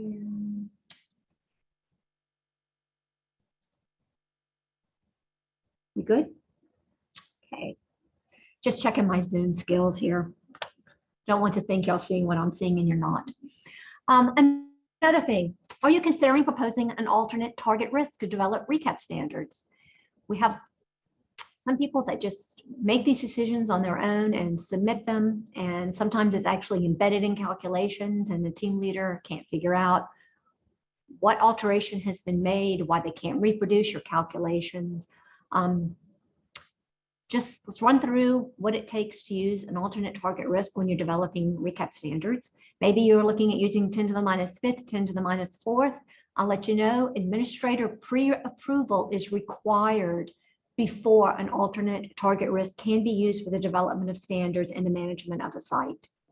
As you know, DEQ prefers a target risk of 10 to the minus 6 for each COC because the cumulative gold based on exposure to multiple carcinogens through multiple media is a cumulative risk of 10 to the minus 6 to 10 to the minus 4. Alternate target risk is not used very frequently. There are times that it may be considered appropriate and protective. I will say generally it's not appropriate for residential land use. More frequently, it is used in industrial settings where we know that there is a reduced exposure potential under a certain scenario that is being evaluated. I just wanted to bring that up. Don't just throw it in there and submit it. Something you need to talk to your team leader ahead of time. They need to go and discuss it with the administrator, discuss why it's being requested, what the potential exposures and concerns are at the site, and get his approval before that decision can be made and before that work is done. And if you want more information on recap and using an alternate target risk, you can refer to pages 65 and 66 of recap, and it will tell you when the department is more likely to consider the use of an alternate target risk and when they may not be, just so you have a little more direction. Okay, before June gets into background, we're going to go ahead and take a 5-minute break. So it looks like it is 10:24 right now. We're actually going to give you 6 minutes and we'll come back at 10:30. If you do have any questions, again, put them into that Q&A. Jennifer is answering some of them along the way, but we'll also save them for the end and try to go through as many as we can at the end. 5-minute break, come back at 10:30.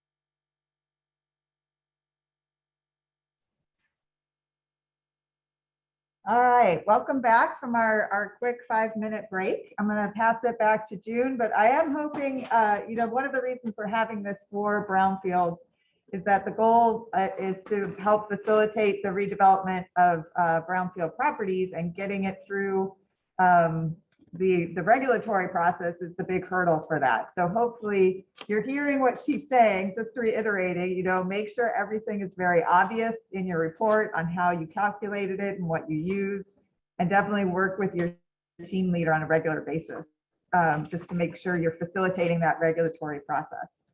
So making sure to emphasize that point. And with that, I will hand it back to June. Okay, let's talk about background. Typically, background is used if you have a limiting recap standard that is less than the background. Then frequently background, a site-specific background, can be established and used as your limiting recap standard. Obviously, you can't clean up something that is naturally occurring. And if you're not meeting a standard by something that's naturally occurring, then we need to take another defensible approach. So when we're looking at background, we use the AOI mean, not the 95% UCL on the arithmetic mean, to compare to the background, site-specific background concentration. Because if you remember how the background is calculated, it is a mean. Depending on the number of samples that you have, you'll either use the direct mean or the mean plus 1 standard deviation. What about the use of literature values? Well, RECAP says no. But since 2003, there have been a number of excellent references that have come out that if the occasion is right and the information is suitable for the intended use, we do rely upon some literature information. USGS has an excellent report that is out that has a lot of very good information. It's presented by soil depth, it's presented by parish, has a pretty robust data set compared to what's been available historically. And then New Orleans has a number of studies that have been conducted, particularly by Wang and Milky, that have looked at the presence of PAHs and also some metals.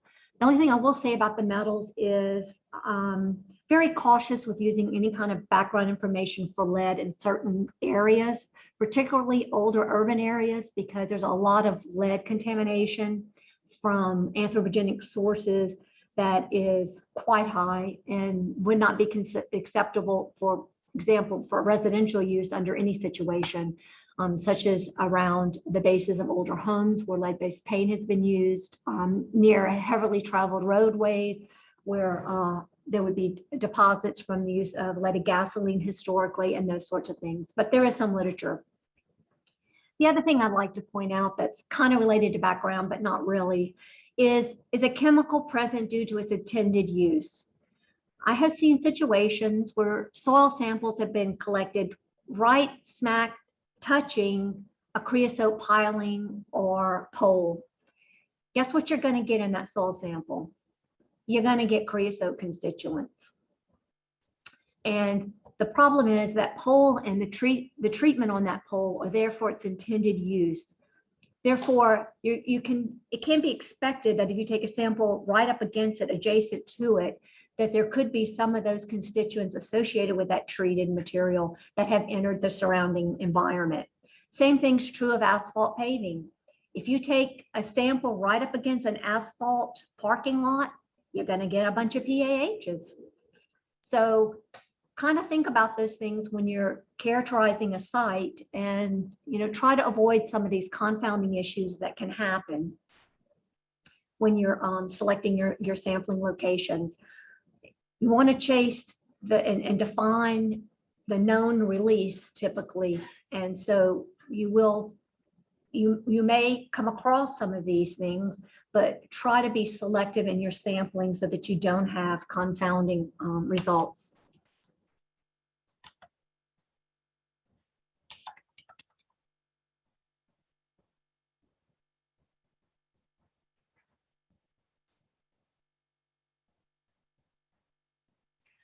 Okay, site-specific background can be established for any environmental media, including biota.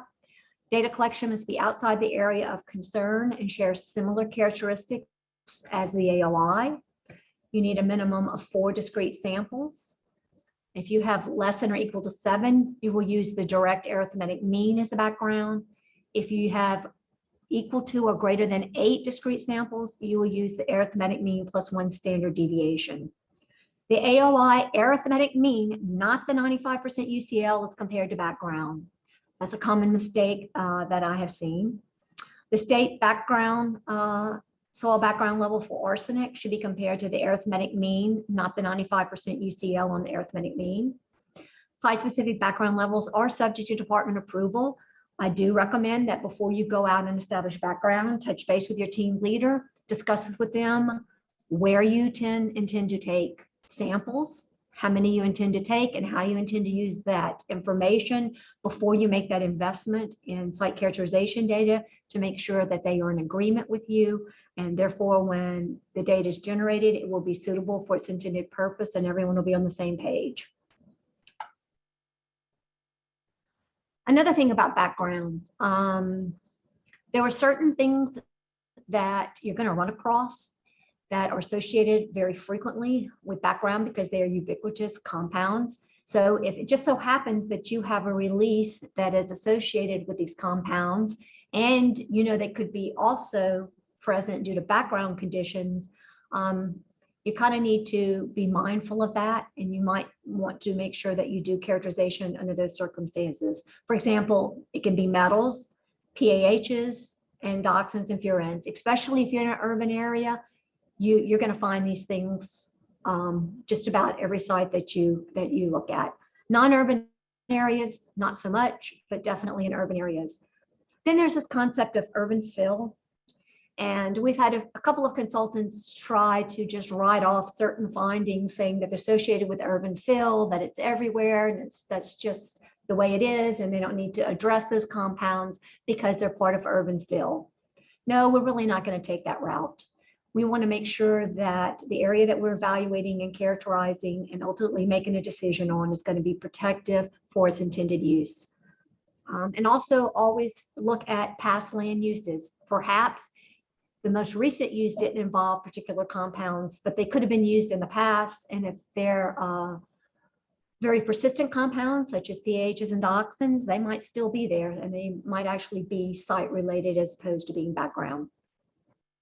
But do collect background in an area that has media of interest characteristics that are very similar to that of the AOI, but not impacted by the AOI.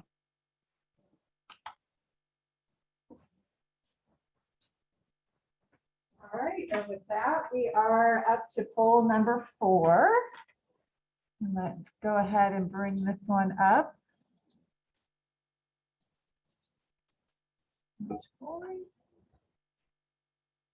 Okay.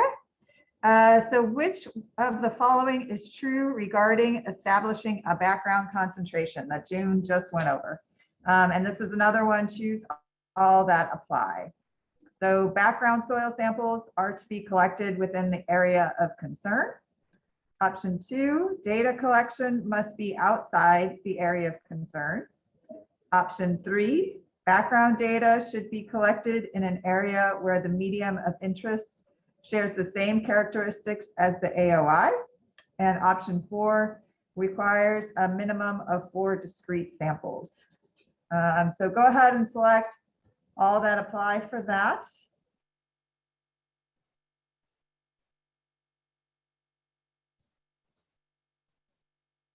We're going to let you have about 10 more seconds. And if you are looking to receive credit, just make sure that you select something within the next few seconds, just to make sure that we know that you are back from the break. All right, and we're going to go ahead and end the polling. Okay, and share the results. All right, so the correct answers are the last 3. Data collection must be outside the area of concern. It should be in an area where the medium of interest shares the same characteristics as the AOI, and requires a minimum of 4 discrete samples. So those last 3 are the ones related to background sampling. All right. All right, passing it back to June for additivity. I'm going to go back. I would have to say the largest number of non-NODs are due to additivity issues. So I wanted to kind of get down in the weeds just a little bit with additivity and talk about it kind of from a mechanistic standpoint so that maybe you'll better understand the objective. It isn't just a math problem. It goes a little bit deeper than that. So we'll get started. So additivity. First of all, do not adjust recap standards based on carcinogenic health effects. I see this done quite a bit. Not necessary. We'll talk about why in a minute. Sol Ni, Sol I, and Sol ES are risk-based standards. And if they are based on non-carcinogenic health effects, which means they are footnoted with an NC or an N in the table, should be adjusted for additivity if you have multiple chemicals that have the same target. Sol GW and Sol SAT and SPLP type results are fate and transport standards. You're evaluating the movement of chemicals and acceptability of that movement in the environment. They're not risk-based standards. They should not be adjusted for additivity. GW1, GW2, GWES, and GW Air are risk-based standards. And if based on non-carcinogenic health effects, footnoted with an N, they should be adjusted for additivity if there are multiple compounds that have the same targets. GW3 and water solubility are fate and transport standards. Do not adjust for additivity. Elevated reporting limits used as AOIC. Do not use non-detect chemicals in the additivity evaluation, please. Additivity, why is it important? Well, the reference dose, which is the toxicity value used to, or the reference concentration, the toxicity values used to look at non-carcinogenic health effects, they define protective or acceptable exposure levels. In other words, the daily exposure level that is likely to be without an appreciable risk of adverse health effects during a lifetime. In other words, they define a protective exposure level that you could be exposed to every day throughout your lifetime and not have an adverse health effect. So they are based on the protection of a specific health effect. And when they're developing those values, they're basing that protection on the first health effect that occurs as you have increasing concentration of exposure. So as exposure goes up, you're eventually going to reach some point, a threshold, that when your exposure crosses that threshold, some health effect is going to occur. So the basis is we want to prevent reaching that threshold and causing that health effect when you're being exposed to a non-carcinogen. So when we calculate these acceptable concentrations in media, we use what we call a target hazard quotient of 1. When we do that, because the quotient is exposure over reference dose, when we use a hazard quotient of 1, we are setting the exposure equal to the reference dose or the acceptable exposure level.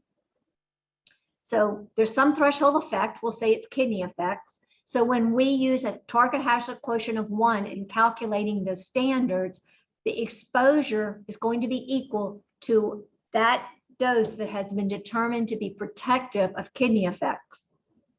So therefore, a risk-based screening standard or recap standard represents a protective level of a COC in soil or groundwater. So here's an example. For soil NI, for 1,1-biphenyl, the soil NI is 2,900 milligrams per kilogram. That means 2,900 milligrams a kilogram of 1,1-biphenyl in soil is protective of kidney effects associated with exposure to soil in a residential setting. That's for the whole time one lives at a residence, which is considered to be 30 years. But what if 1,1-biphenyl, pyrene, 1,2,4,5 tetrachlorobenzene, and fluoranthene were all present in that residential soil at concentrations that met the MO1 soil and I? Would exposure levels be acceptable? Well, let's look at it. So here are our compounds. Here's our soil and I. listed out for each of those compounds right out of table 2. Here's our AOIC. We're actually meeting each one of our standards exactly. So we're in compliance, right? We meet our standard. But remember, we use a hazard quotient of 1 for each one of these compounds, which means there's an acceptable exposure to the kidney for each one of those. So all of these have the same health target, the kidney. So that means acceptable level is coming from each compound, but you're being exposed to all of them at the same time. And since they all have a similar toxicity target, then this becomes additive. And each of these adds up. So the total exposure to the kidney, although acceptable for each individual compound, when you add it up for each compound, is not acceptable. We've got 4 times the exposure. So if we adjust these numbers in a simplistic manner so that only 1/4 of the acceptable exposure is coming from each of these compounds, then technically we have an exposure that's 1/4 of the reference dose. So that when you have exposure to all 4 of them and you add 1/4 with 1/4 with 1/4 with 1/4, you have 4/4, which is 1, which means we actually have total exposure going to the kidney. So we're apportioning how much of each chemical is going to contribute to kidney toxicity by dividing our recap standards by 4, so that total exposure is acceptable. That's what additivity is all about, is adjusting downward when necessary when we have chemicals that are all going to have the same target. So why aren't carcinogen recap standards adjusted for additivity? Well, they don't have threshold effects. EPA basically says any exposure to a carcinogen, no matter how small it is, I guess technically 1 molecule, could elicit a response in the body that makes a change that could result in the development of cancer. So since there's no threshold, there's no safe level of exposure, which is a very conservative approach. We know this isn't actually the case, but this is which is used in the risk assessment world. Then what we do is we come up with a risk level that is considered acceptable. So 10 to the minus 6 is considered to be a very negligible or insignificant level of risk. And we set, therefore, the exposure level equal to that very low level of risk. And since the acceptable risk range goes anywhere from 10 to the minus 6 up to 10 to the minus 4th, which is 1 in a million up to 1 in 10,000, if you're exposed to multiple chemicals at such a very low risk, even though it may add up, it's not going to exceed the upper limit of acceptability of 10 to the minus 4th unless you have over 100 chemicals that are carcinogens that you're being exposed to at the same time above their recap standard. So there's a big margin of safety there, which means we really don't have to worry about adjusting our standards downward because our point of departure is 10 to the minus 6. So we've set our standards at the very low end of the range so that if we have multiple carcinogens in an exposure situation, we're still going to be well within the range that's considered acceptable and insignificant risk. So therefore, we don't have to worry about modifying those. So additivity for non-carcinogens. How do we go about looking at it? Identify the critical effect or target organs for the non-carcinogen. This has to be the target organ or the system listed as the basis for the reference dose and the reference concentration. Can't just be anything you get out of a reference book, because the information on which these values are based, those values are based on a particular study or studies of toxicological testing in either laboratory animals or in epidemiological studies of occupational exposures of workers. And information is extrapolated from the information summarized, gathered in that particular study. So the reference dose, the numerical value that defines acceptable, is directly linked to whatever target organ or system is associated with that value. For MO1, the values that the recap standards and the toxicity information used to calculate them, the targets for those particular toxicity values are summarized in Appendix G, Table G1 for Tables 2 and 3. For screening standards, remember we use a hazard quotient of 0.1. Typically, it is not necessary to have to adjust for additivity unless you have more than 10 chemicals that affect the same target or system, which doesn't happen often. If you're developing site-specific values under MO2 or MO3, or if you're calculating an MO1 standard that is not in RECAP, then when you go and look up the toxicity values at an IRIS or PPRTV or HEAST or whatever source you use, you need to note what the target is that that value is protecting. What health effect is that particular value protective of, and record it so that when you're looking at additivity, you know what additivity you may have for that particular compound. Group your COCs by critical effect or target organ. Then, based on the number you have for each target or critical effect, you need to adjust the RECAP standards downward to account for additivity or cumulative effect within that target group or critical effect group. So here's an example. We have industrial soil. So we're going to be looking at the soil I for non-carcinogenic health effects. We have fluoranthene, fluorine, 2-chloronaphthalene, and ace-naphthalene. As you can see, we have additivity between some of the various targets and critical effects. These targets and critical effects came out of Appendix G, Table G1. So for the liver, we have 3 compounds: fluoranthene, 2-chloronaphthalene, ace-naphthalene. Hematological system, we have 2, fluoranthene and fluorine. And respiratory and kidney effects, we do not have any additivity because only 1 compound affects each of those. So fluoranthene, the SOLI will need to be divided by 3 to protect the liver. For 2-chloroanaphthalene, SOLI will need to be divided by 3 to protect the liver. And ace-naphthalene, SOLI need to be divided by 3 to protect the liver. And fluorine will need to be divided by 2 to affect the protect the hematological system. Now fluoranthene is also affected by the hematological system, but you can see we've already divided by 3 for the liver. So that's going to be lowered down enough that when you have 1/3 of this exposure combining with 1/2 of this exposure, you're still going to be well below 1. So there's no need to do further adjustment. So don't divide fluoranthene by both 2 and 3. You don't divide it twice. Just the one time you use the higher divisor, and that's usually adequate. So then we go to Table 2, we look at the SOLI, we divide by the divisor we just identified, and we have our adjusted standards. And these are the standards that you would use in your evaluation.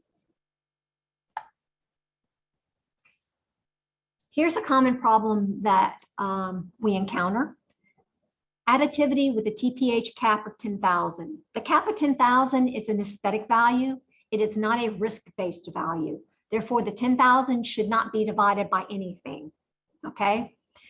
So what we need to do is you'll need to go back to either the RECAP spreadsheet or you'll need to go into the worksheets in Appendix H, and you'll need to pull out the actual risk-based value that was calculated before it was rounded down to the cap of 10,000. So, because it's the risk-based standard that we're going to actually adjust for additivity. Okay, so you can see here we have aliphatic 6 to 8 actually has a risk-based value of 260,000, which was rounded down to 10,000. The aliphatics, we have 27,000, which was rounded down to 10,000. For aromatics, we have 15,000, which was rounded down to 10,000. And for TPHG, we have 15,000 that was rounded down to 10,000. So what you would do is for additivity, additivity for any of these compounds, these are the values you would pull out of the spreadsheet or the worksheets in Appendix H, adjust those. Once you adjusted it, if the adjusted risk-based value is less than 10,000, then you would use the adjusted risk-based value. If the adjusted risk-based value is still greater than 10,000, like it might very well be here, then you would just default right back to the upper limit of 10,000, and that would continue to be the RECAP standard that you would use. So don't adjust a non-risk-based value like 10,000. There's one more step involved. You're going to have to look up the actual risk-based value and adjust that value. So here's an additivity Mo1 example for a diesel release. This is non-industrial soil. The COCs detected include naphthalene, 2-methylnaphthalene, aliphatics 10 to 12, 12 to 16, 16 to 35, and aromatics 10 to 12, 12 to 16, and 16 to 21. So we're going to look up our targets, and they will either be in Appendix D, and I think they're also in Table G1 and Appendix G, and we're going to find what our targets are for each of our COCs. Now, you're going to find that we have larger fractions that are defined for additivity. The reason for this is when they were developing this approach, there were certain mixtures of petroleum hydrocarbons where there was toxicity information available for them. And that's all the information that was available for developing reference doses and reference concentrations for those particular mixtures. There weren't mixtures that are for each defined fraction. The actual defining of the fractions, aliphatics and aromatics, and the various carbon ranges was based on environmental fate and transport information. There's a magnitude of difference between the properties for each of those fractions with regard to environmental fate and transport. Unfortunately, there wasn't information available for toxicity for each of those smaller defined fractions that we based fate and transport on. There were actually for larger fractions. So what that means is all the smaller fractions that are made up in the mixture that was used in the toxicological information, additivity has already been accounted for when the toxicity value was developed. So that toxicity value is actually protective of exposure to multiple fractions. So you don't need to over adjust for those particular larger fractions. And that's what I kind of wanted to show in this particular example.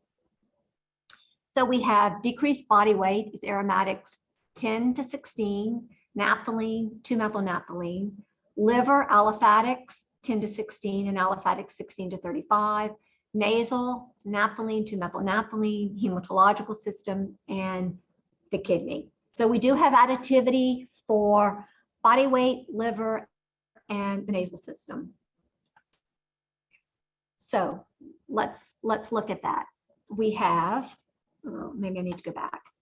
So here you can see we have 10 to 16. So that's a pretty large fraction compared to what we normally are looking at in 16 to 35. So for everything that falls between 10 and 16, we're going to divide by 2. Everything that falls between 16 and 35, we're going to divide by 2. For aromatics, all the fractions that fall between 10 and 16, we're going to divide by 3, so that we are not over accounting for fractions. We're not going to take each fraction and consider it a separate COC, because this is a COC that went into the development of the toxicity information. Aromatics, aliphatics, and aliphatics larger group. So for naphthalene, we're going to divide by 3. Here's the numbers, the Mo1 sol Ni. That's going to come out of table 2. So the sol Ni for naphthalene is 62. We're going to divide by 3 to get 21. 2-methylnaphthalene is 220. We're going to divide by 3 to get 73. Aliphatics 10 to 12 and 12 to 16 is 2. So each of those will be divided by 2. 16 to 35 is 2. We had 10,000. So we had to go back into the spreadsheet or Appendix H worksheet and get the 71,000 for this particular fraction, because it was listed at 10,000 in table 2. It's 71,000. We divide by 2, which still gives us a value that is over our 10,000. So we're going to just default right back to our 10,000. That additivity isn't changing our value there. Aromatics 10 to 12, we're going to divide by 3. 12 to 16, we're going to divide by 3. And then 16 to 21, there's no adjustment.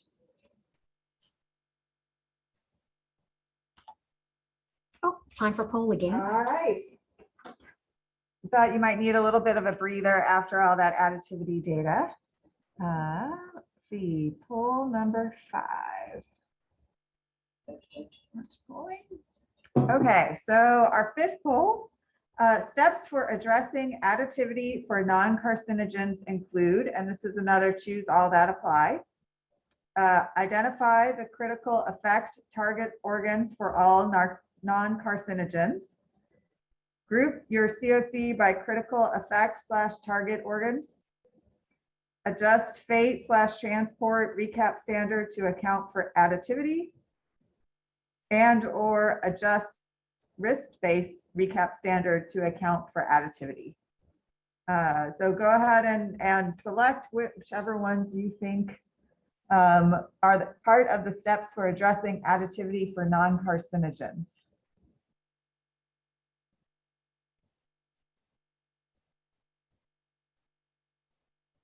All right, we've got about 60% of you voting. There you go. All right, got some more people coming in now.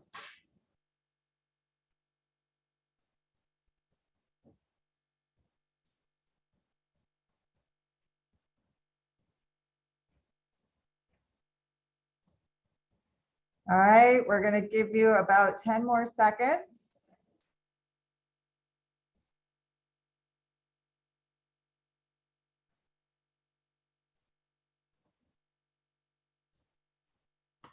All right, we're going to end the polling. So if you haven't answered and you still want credit, make sure to put something in.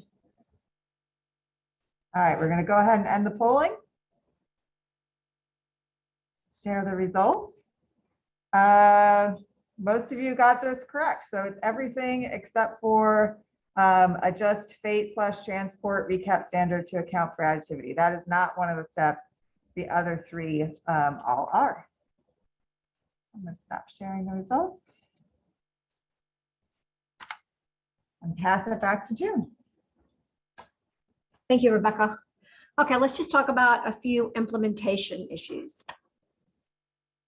Submittal forms, please use them. That's one of the most common things that occurs. They are in Appendix C. There's a reason for the forms. They're not to torture people or make life difficult. Actually, it standardizes submittals and it assists the team leader in their review. It expedites the process. We're used to seeing everything submitted in a consistent format. Otherwise, everybody does their own thing. They do different formats. All the information's in a different place. It makes the review much more difficult. They were put together for a reason, to help enhance the review and the ability of the team leader to find all the information they need to verify the conclusions in the submittal. Please don't create forms with different formats. It will create problems. It may be that a team leader can't find certain information that they need to verify. It will result in a notice of deficiency.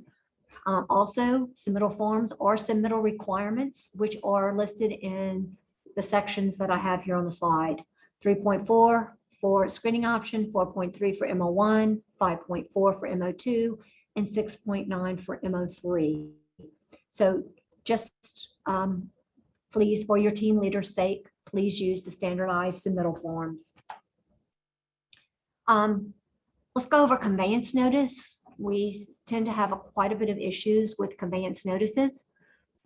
Conveyance notice is required when you have either residual consistent concentrations in soil that are greater than the soil NI, or if you have a groundwater 2 zone in which there are concentrations of a CSC within the plume, within property boundaries, they're not acceptable for drinking water purposes, such as when you apply a dilution factor and you're setting your POE at the property boundary. There may be concentrations that are higher within that particular area, and a future property owner needs to be aware of the fact that the groundwater may not be suitable for drinking water purposes at the time of purchase. Only include in the conveyance notice those 2 things: COCs in surface soil that are greater than the soil NI, and COCs in a groundwater 2 zone on the property that's greater than basically the GW1, which is a GW2 without a dilution factor. Do not include exceedances of soil GW or soil SAT or GW3, and not detected COCs with elevated reporting limits, please. These things do not belong in a conveyance notice. So just to give you an idea of what the summary table should look like, for surface soil, for the highest recap option completed, provide this information. We need to know what the COC is, what the soil NI was, what the area of investigation concentration was for that COC, the basis of it, whether it's a USC or max, the NFA BOD limiting recap standard and the basis of that. And the reason we want to include the NFA, if you're interested in a piece of property and you pull up the conveyance notice and you want to know, well, why is the soil NI and AOIC different than the numbers that were used to close out the site or whatever, just so there's consistency there and there's a tie between the conveyance notice and the other documentation associated with the assessment and remediation, if necessary, of the site. So for summary tables for groundwater, also for the highest recap option completed for groundwater, list the compliance concentration and what standard is being applied, as well as the information that was used to close out the site with the NFA, what information showed that it was acceptable. You also need to attach information, supporting information, such as site plans illustrating on the property where the AOIC is or where there may be specific concentrations that exceed, so that the person looking at the notice has a good feel for the extent and the nature of what the concerns are. And of course, there needs to be a legal description of the property. And the biggest point that I want to bring out is, please create a draft copy of the conveyance notice and have it approved by your team leader before you file the notice on the property. We've had some situations where consultants and also property owners themselves have filed conveyance notices that were not, did not meet regulatory requirements or provide the necessary information on the property. You cannot take a conveyance notice off of a property. You just have to file another one. And that's not usually a desirable outcome. So if we can get it right the first time, it is good for everybody. So let's try to make sure that everyone's on the same page with what information is required in a conveyance notice and how it should be presented. For groundwater, you will also need to show the same type of information, the site plan illustrating where the contamination is present, the table showing what is still there, and the legal description of the property. Again, draft copy should be submitted. Notice should be reviewed and approved by the team leader before the notice is filed. This happens so many times that it is not. Number of notices have been filed incorrectly, and we've had to have additional notices filed. Conveyance notice should not be written and filed until the recap is completed. We actually had an instance where a conveyance notice was put on the property before they even finished the recap assessment. Please inform the RP and any consultants. I know there can be multiple consultant firms working on a particular site. If there are, please make sure that you coordinate with the various groups of people working on it so that everyone knows what the other group is doing, and so that we don't have unnecessary conveyance notices being placed on properties. Unique site conditions and unique management decisions. Occasionally, things occur at sites that just don't fit in the box, and sometimes unique site conditions warrant non-traditional site management approaches and decisions.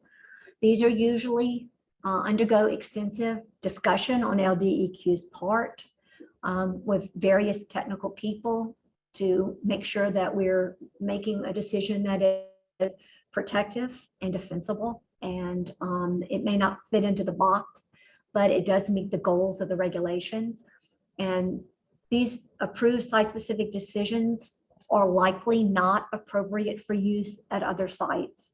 So what I think happens is you get to a site and you're looking at it and you're saying, oh, I remember we did such and such at site X and DEQ approved it, let's do that.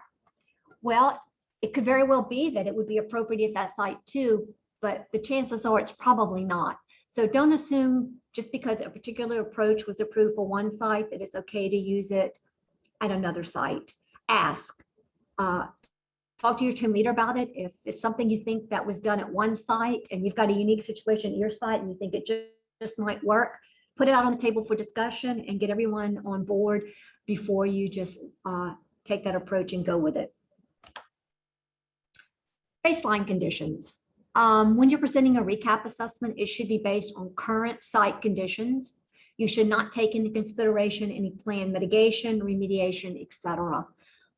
We've actually seen submittals where they said, well, we've predicted the AOIC will be such and such concentration after we finish doing our remediation, and they base their recap assessment on that. No, recap does not allow for the assessment of future hypothetical site conditions. It should be based on baseline, which means under the assumption of no action, so that we know exactly what current site conditions are, what steps need to be taken to get to an acceptable resolution of the concerns at the site.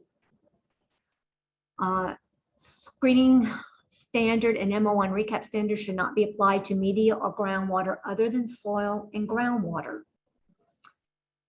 Don't take soil standards and apply them to other media. I've seen them applied to plants, vegetation that got contaminated, or debris that got contaminated.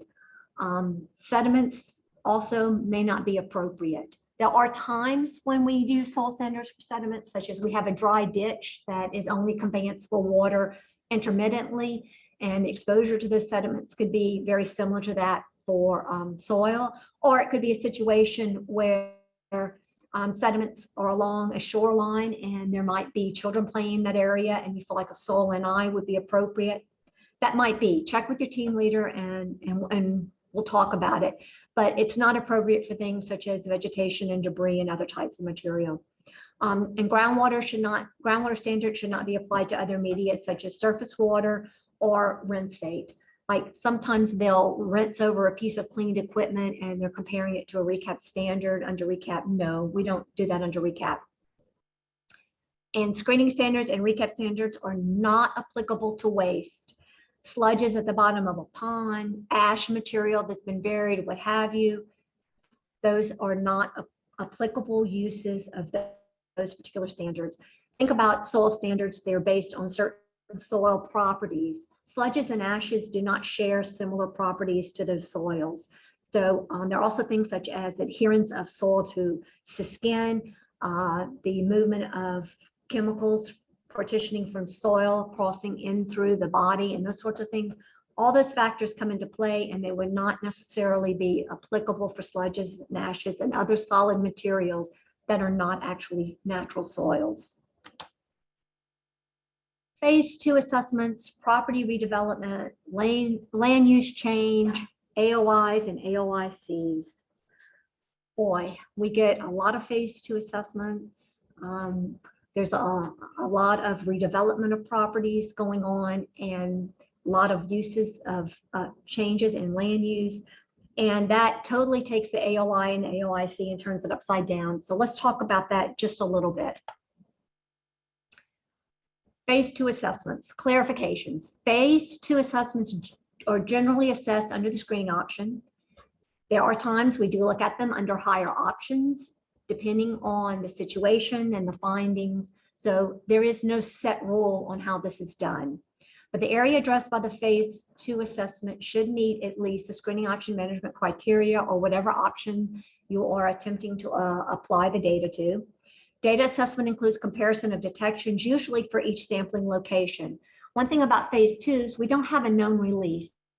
So it's not like we have an area that we can go out and delineate a known release site with recap standards. Typically, you're going out at areas that might potentially be impacted, and you're putting in a sampling location there to determine if indeed, because there was some kind of recognized condition there, if indeed there was some type of release that occurred.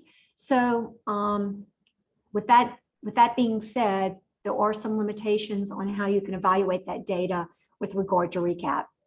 And if a COC is not listed in Table 1, we need to calculate a standard using the spreadsheet. EPA screening levels may not be used. That is a question that is frequently asked. If all COC concentrations detected are less than limiting standard, then DEQ generally has no further interest in the data set unless there's something else about the site that raises concern for some reason. So typically, all the detections for each of the sampling locations that were part of the phase 2 will be compared to the appropriate standard. If they're below it, DEQ doesn't see any need for concern or further investigation or assessment. The submittal requirement should be met where appropriate or information is available. And generally, site investigation and available data are inadequate to conduct an MO1 assessment, but there are exceptions to this. I have seen phase 2 assessments where they have actually classified groundwater. They've gotten the appropriate information. And also I've seen situations where the available site information is gotten from a nearby site where they can get groundwater classification or maybe even groundwater flow direction and give additional information that can enhance the phase 2 assessment. So there are some exceptions to just using a screening option. So just depending on data availability and the degree of investigation that the phase 2 is willing to invest in the overall goals to achieve at the site, it depends. So there is some flexibility there. Most typical phase 2s just fall under a screening option assessment of the data. A no further interest, which is a designation that DEQ will provide based on the data set. It generally will apply to a limited data set, such as a phase 2. Either a limiting screening standard or a limiting recap standard has been compared to individual data points or the max concentration detected, not a 95 UCL, because in order to calculate a 95 UCL, we need a defined AOI per recap. So an NFI is granted when all detected concentrations meet whatever standard is appropriate or applicable for the site.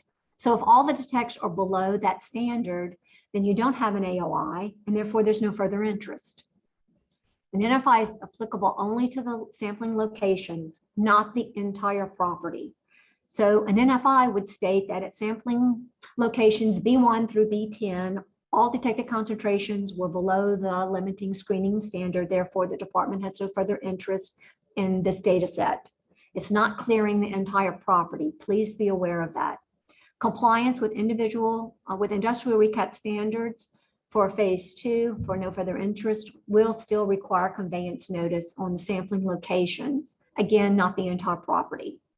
So conveyance notices are either for AOIs or for particular sampling locations. It's for where we have information on the environmental nature of the property. And no further action.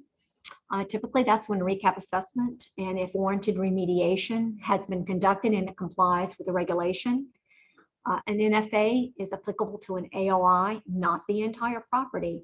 So if you get a designation of non-industrial, meeting non-industrial standards in an AOI on a property, it does not imply that that piece of property has unrestricted or unlimited land use.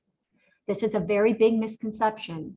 So you have an AOI, you clean it up, you meet residential standards, automatically everyone says this piece of property has unrestricted or unlimited use. It's good for any unlimited use, this whole piece of property. No, that's not the case. That's true for the AOI because that's where we have information. That's where we can document that it meets those requirements. Compliance with industrial standard requires conveyance notice strictly on the AOI, not the entire property. There has kind of become this interpretation that whatever's done for the AOI applies to an entire property, and that's just not the case. So if land use changes from industrial to non-industrial, the department should be notified within 30 days. There's a requirement, and the AOI needs to be reevaluated. Why? Well, there's lots of reasons why. If future land use involves a division of a closed AOI into smaller parcels, then reevaluation of exposure concentrations for newly defined areas is required. Why? Well, let's talk about why. Let's just step back and look at some of the principles of risk assessment. The AOI is defined as a zone contiguous to and including impacted media that horizontally and vertically has the presence of one or more COC in a concentration that exceeds whatever standard is being applied for the evaluation. So we have an area that needs to be investigated. So we've defined it using a particular standard. So the purpose is to focus the assessment on the area of sampling locations that are most likely to pose a potential risk to human health or the environment. The AOI approach serves to provide clear guidance in defining that area that may pose unacceptable risk and identify which data points should be included in the calculation of the AOIC. That's why we have an AOI. From a risk assessment standpoint, the AOI defines the exposure area for the recap assessment. So that's what we're assuming people are going to be exposed. So for the area of investigation concentration, why do we use a 95% upper confidence limit on the arithmetic mean? For risk assessment, the soil concentration term, which is the exposure concentration, is an estimate of the arithmetic average concentration for contaminant based on a set of sampling results. Because there's an uncertainty with assessing the true average concentration, EPA uses an upper bound estimate, the 95% upper confidence limit on the arithmetic mean. In other words, we're taking a very conservative estimate of what the mean might be based on the small data set we have. So we want to provide reasonable confidence that the true average within the AOI will not be underestimated. So the use of an average concentration inherently assumes that an individual that's going to be exposed to the area, to the AOI, the exposure area, will move randomly through that area and spends equal time in all parts of the exposure area. That's why we use an average. Therefore, an average concentration is most representative of the concentration that would be contacted at the exposure area over time. So the AOIC is the exposure concentration for the recap assessment. So if future land use involves a division of a closed AOI into smaller parcels, then those smaller parcels each become individual new exposure areas. So we need to reevaluate the exposure concentration for those newly defined exposure areas. Why do we do this? Because the boundaries of the exposure area have changed. Land use may also have changed. So when you divide the AOI, you're basically dividing that data set that we have that we base the NFA on. And we're going to have new AOICs for each of those subdivided areas. So if the AOI is divided into smaller AOIs, the question is the AOIC or the concentrations in that portion of the AOI, are they still protective for the intended use based on the NFA? Yeah, they were protected under the conditions of the NFA, but now we're changing everything. We're dividing it up. We are maybe using it for a different purpose, a different land use. So things have changed. So we need to step back, use the existing data that we have and see where are we when we make this change in land use or if we divide up the AOI. So larger AOIs tend to have a large number of data points. Thus, there's a potential for hotspots to be spread throughout this large area that may be diluted out during the statistical analysis. Because remember, we're assuming a person randomly moves through the AOI. That means they're being exposed to the hotspots as well as the non-detect areas that are within there, so that on average, their exposure is acceptable because the 95% UCL for that area meets the recap standard. So here's an example. A portion of a former refinery was being redeveloped into a residential subdivision. It was a pretty large AOI, and 2 residential lots were located in a very small portion of that large AOI. Turns out, when you actually look at the data, the distribution of the data, one of those lots actually had a lead concentration of 3,000 ppm hit in that backyard of that residential lot.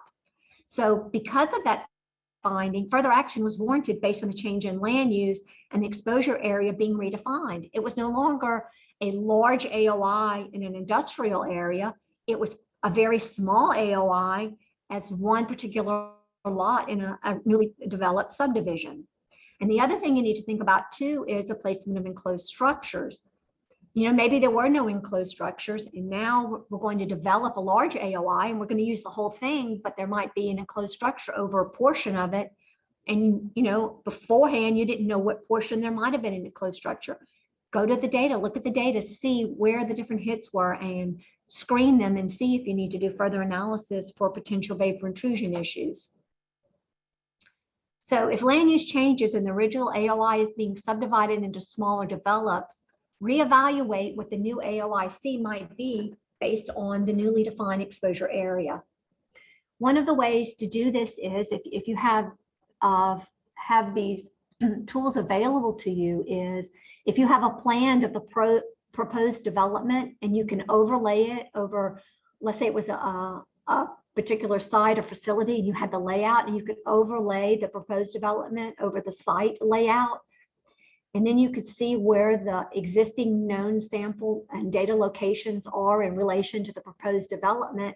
It might give you an idea where you could potentially have concerns, where you might need to do a little bit more sampling just to be sure that everything's okay from a new exposure standpoint.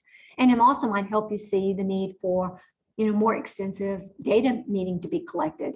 So kind of think of that, especially when you're moving from industrial setting to a residential setting, these can be some very important issues. So if land use changes and redevelopment will result also in soil movement or removal, also consider this. There was a situation where this one big plot of land was treated as one AOI, and then it was developed into a residential area. Before they ever got started, they went in after the characterization was done, and they moved all the soil around to level everything out and get it at the right grade for development. Well, guess what happened at that point? We didn't know where any of our sampling, quote, locations were at that point. All the soil had been moved all around. So if there were any detections, we didn't know where they were at that point. So that's kind of something to be aware of too when you're coordinating development with regard to characterization. Just keep in mind that that can happen and you don't want to have to go back and do further characterization because of it. Again, remember placement of enclosed structures. What do you know? What don't you know? What has changed as the redevelopment process progresses? So here's just kind of an example. So here we have the original industrial exposure area. Here's our new residential development with 8 lots. 1 lot's over crossing into this old industrial area. And although this AOI met the NFA at the time and for the intended use, are there any concentrations within that AOI found in this 1 lot here that could be a potential concern for residential use of that small piece of that AOI? So it's just kind of a way to look at it. You could have 1 AOI that was 1 big area, and all of a sudden it becomes a residential area and broken down into all these various lots. So each of these becomes an exposure area. Here we had 1 big exposure area. Now we've got a bunch of smaller exposure areas, and you don't know which concentrations are present in which exposure areas unless you sit down and look at the information that you have originally in regard to how the new development is going to be using that property and how exposures may occur. You could also have a situation where you have a large industrial area. Let's say they sell the property and they're going to put just an industrial area in a portion of that original industrial area. Let's hope all the hotspots end up in this area as opposed to the whole large exposure area that was evaluated beforehand. So it's just really a lot of common sense and just thinking about how was land used, what was it used for, what's it being used for now, and how does that change potential exposure. So ways of identifying the AOI and the AOIC: assume the property as a whole is the AOI. No. That can get you into trouble down the road if the property is redeveloped and subdivided. Divide the property into AOIs based on historical formal uses of the property. No. That was done a lot historically, like here was the process area, here was the tank farm, etc. And so they kind of just evaluate the property based on past use, which makes some sense because the COCs might vary in different portions of the property where there were different activities going on historically. And I see it from that standpoint. But if it's not done correctly, then it gets you into trouble when you're redeveloping that property. So identify the AOI using a limiting screening standard or limiting recap standard. That's the correct way to go. And do not assume an AOIC for future use is protective, since the AOI for the former use and the former NFA was acceptable under that particular land use scenario. Can't make that assumption. You could end up with something not being protective. Property redevelopment, evaluate the future AOIC based on proposed plan use. Yes, that's the best way to go. And remember, if you have soil movement or removal during development of that property, then you may not any longer have a defined AOI as you did before that movement took place, and recharacterization is likely going to be required, at least in some areas. So keep that in mind.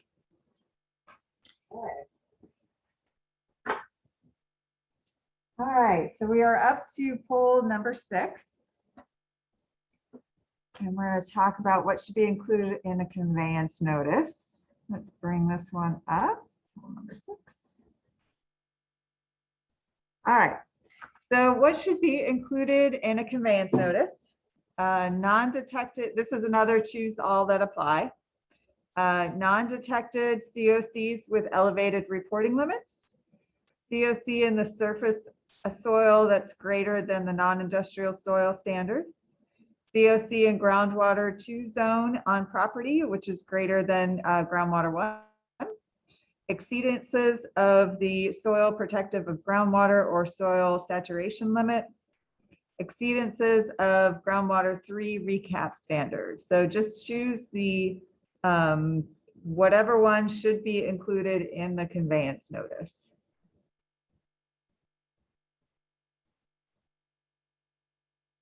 All right, we got about half of you that are reporting.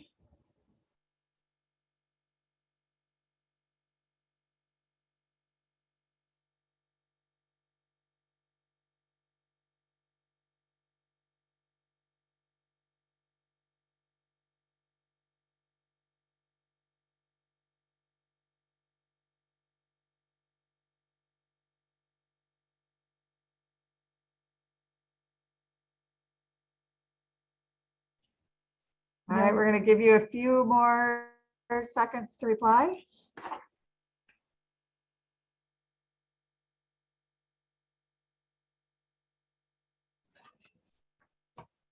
All right, I'm going to go ahead and end the polling. The ones staying, staying. Okay. The results. All right, so the correct answer are the second and third one. What you should be including in the conveyance notice, the COC in surface soil greater than soil NI, and COC in groundwater 2 zone on the property greater than groundwater 1. So those are the 2 correct answers. Okay, so we are now at 11:30. So if you made it this far and you answered that last poll, you will get credit for it. We still have some stuff to cover. EPA's Pro UCL, June's going to give I think she's given a demonstration of that. Yeah. Oh, she's going to go over that, and then some vapor intrusion. So we're going to keep going. We will keep recording. You are welcome to stay with us if you can, or like I said, we will be posting the recording so you can go back and listen to that if you're interested in those topics as well. All right, and with that, I will hand it back to June. Okay, sorry we're running over, guys. All right. Calculating the 95% upper confidence limit using EPA's Pro UCL. Common mistakes that I see: censored versus non-censored data sets. If there are non-detects in your data set, it's considered a censored data set. And it will ask you when you run your stats if your data set is censored or non-censored. Almost always we have censored data sets because we almost always have non-detects in the data set for environmental work. But I find that a lot of people just automatically run it on non-censored data sets when they should be running it on censored. Non-detects, enter the full reporting limit, not 1/2 of the detection limit. EPA doesn't use that anymore in calculating exposure concentrations, because what Pro UCL does is when you designate that a value that you've entered is a reporting limit, it actually uses the statistical distribution of the data set to assign a value for that reporting limit. So it's not going to be correct if you put 1/2 the reporting limit in there. The other things, not having enough data points, having too small of a data set. And one thing I will point out for that, with the latest versions of Pro UCL, they have adapted the the software so that you can use incremental sampling, and you only need, I think, 3 incremental samplings to run a 95% UCL. 3 discrete samples is not adequate for running a 95% UCL. So even though ProUCL might let you do it, it's probably not going to be a valid data outcome. You're not going to get a defensible 95% UCL if you don't have, I would say, roughly 10, 12, 15 data points. And it also depends on the distribution of the data, how many points you need. The more variability in the data set, the less your 95% UCL is going to be a useful value. Having too many non-detects in the data set, such as following remediation, can be an issue. Here's a new one that I'm starting to see quite a bit of. You'll know, most of you know, ProUCL gives you a recommended UCL. Well, there are some people who have started just picking and choosing whichever one they like in a printout instead of using the recommended one. Typically, that's not considered acceptable. If you are a hotsy-totsy statistician and you can make that argument that you know more than the software and EPA, we'll talk about it. But for the most part, that's the wonderful thing about ProUCL is it doesn't require a lot of knowledge of statistical analysis, and that you can trust what recommendation they are making. The biggest thing I see with ProUCL probably is not including the worksheet with the input values that you use to calculate your 95 UCL, or the outside output summary provided with UCL, giving the recommended UCL in the submittal. Please provide that information. It will greatly assist your team leader in verifying your 95% UCL calculation and the UCL that you are using in your assessment. Also, I think sometimes people are using the max concentration instead of calculating a 95% UCL. If that shows that no further action is needed, that's perfectly fine. However, using the max just because you don't know how to calculate a 95% UCL on the arithmetic mean and triggering another level of assessment because of that generally is not considered acceptable. If you need help and assistance with using the 95% UCL, I'm sure your team leader will help you, or we will find someone who can walk you through it. It's really quite easy to use once you get the hang of it. So the AOIC for soil is either the max or the 95% UCL. Use the max for the screening option, or if you have too few data points to calculate a 95% UCL, if you have too many non-detects to calculate a 95 UCL, or for some odd reason your 95% UCL is greater than your max. When not to use it, when your max is greater than your limiting recap standard and you have sufficient data points to calculate a 95% UCL. So the 95% UCL data set should only include the data points on or within the boundaries of the AOI. And if you need more information on that, you can refer to recap section 2.8. So the current version, I believe, is still 5.1. I haven't actually pulled up and calculated 95 UCL in a while. They could be on 0.2. ProUCL, here is the software, easy to download and use. 10 to 15 observation is the recommended number. As I mentioned, with incremental composite sampling, I think you can use 3. I don't know many people that are using incremental composite sampling because it's a very, very involved, complex sampling process. I've seen EPA use it for things like dioxins. I can't say that I've ever really seen it used for any other situation. The good thing about it is it'll accept Excel files. You can import and export your results. If you get multiple UCL recommendations, sometimes that can be a tough call. I don't think it happens quite as often as it did in older versions of ProUCL. That's something you'll need to discuss with your team leader, and they'll have to be some consensus on what is the correct value to use. So to comply with recap, since there are some guidance in there with regard to what you can use statistically, recap in 2003, ProUCL was not available yet, so we were still using spreadsheets for statistical analysis. Basically, recap says if you have a log normal distribution, you should use the H statistic, which is no longer recommended by EPA at all. But I can tell you this, Usually, if it says log normal distribution, it will also be classified as gamma distribution. So I just call it gamma distribution, and I use the recommendation from ProUCL output. It also says normal distribution, you must use student T. Non-normal, gamma, no discernible distribution. If any of those outcomes or gamma distribution, you can use the ProUCL recommendation.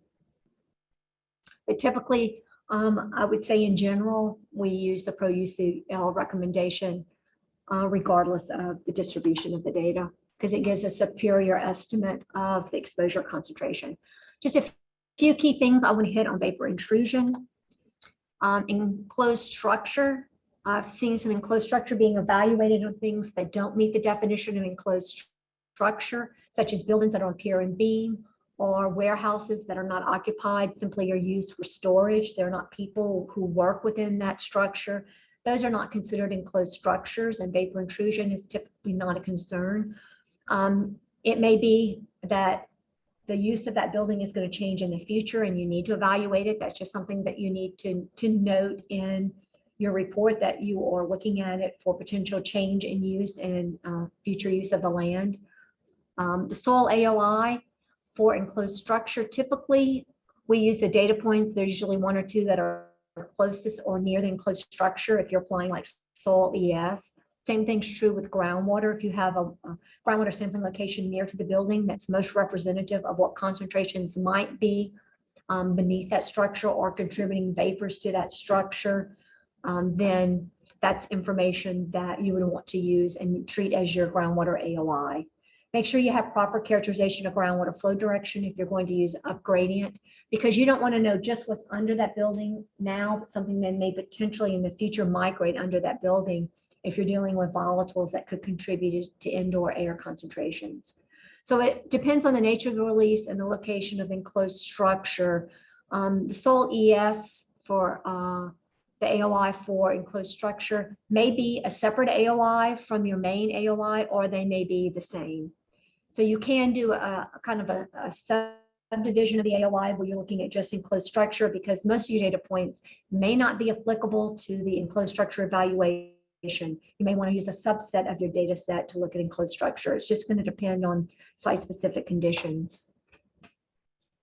Chlorinated solvents, and also just in general, a lot of people under the impression that if a source of groundwater or soil contamination for volatiles is below 15 feet, you absolutely do not have to look at enclosed structure. That is not the case. If you go back and you read closely to what RECAP says, it says in general, because of the nature of the soils in Louisiana, there are times when you have deeper contamination that it may not present an inhalation hazard. However, there are many times that it may. So regardless of the depth, you need to be mindful of the potential for vapor intrusion pathway before you dismiss it and do at least some level of evaluation. We have found at a number of sites, particularly dry cleaners and either some larger sites, that the vapor intrusion pathway for chlorinated solvents can very well be complete with sources that have depths greater than 15 feet below ground surface. So be careful before you dismiss it and use that cutoff. I think that cutoff is a lot safer for petroleum releases than it is for chlorinated solvents. But just be in mind that the 15-foot cutoff is just a very general rule of thumb and is not applicable in all situations. So do not overlook something that could be of major concern. Also for vapor intrusion with chlorinated solvents, often we have tetrachloroethylene or trichloroethylene that have been released and are contributing to vapor intrusion. Do remember over time they will break down into other volatile constituents that are also of concern. So don't be too hasty to say, oh, we're all done, we qualify for an NFA. Just be aware that coming on down the line is going to be vinyl chloride, and vinyl chloride is one of the more toxic of all these products, and also it is the most mobile. So just be mindful that conditions will change over time and the nature of the vapor intrusion could change over time. We have new toxicity values for PCE, TCE, carbon tetrachloride, 1,1,1 TCE, TCA, I'm sorry, cis-1,2-dichloroethene, and dichloromethane, all that can be important CSCs for vapor intrusion. So you may want to consider doing something under Mo2 or Mo3 using the new toxicity information to ensure that you are being protective, particularly if you do have indoor air impacts. And remember, for TCE, that is a mutagen, and you are going to need to use Mo3 and use the EPA calculator to get the most current assessment value.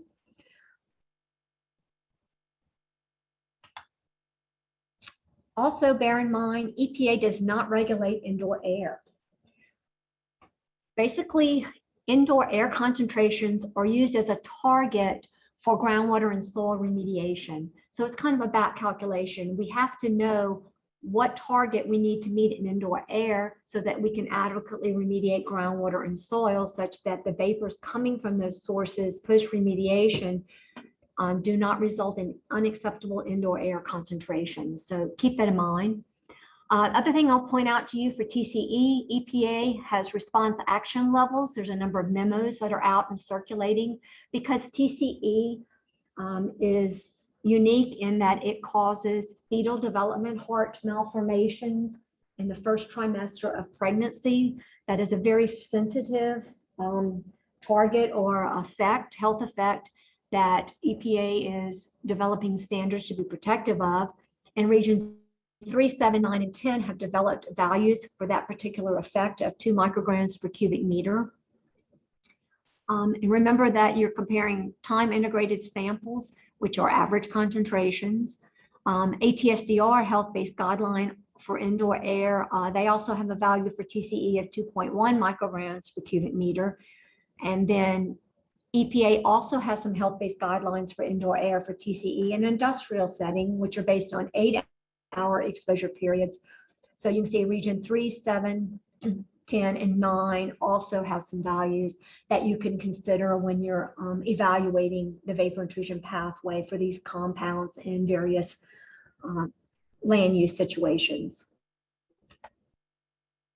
Also, another thing, people will do enclosed structure and they would develop site-specific Mo2 standards.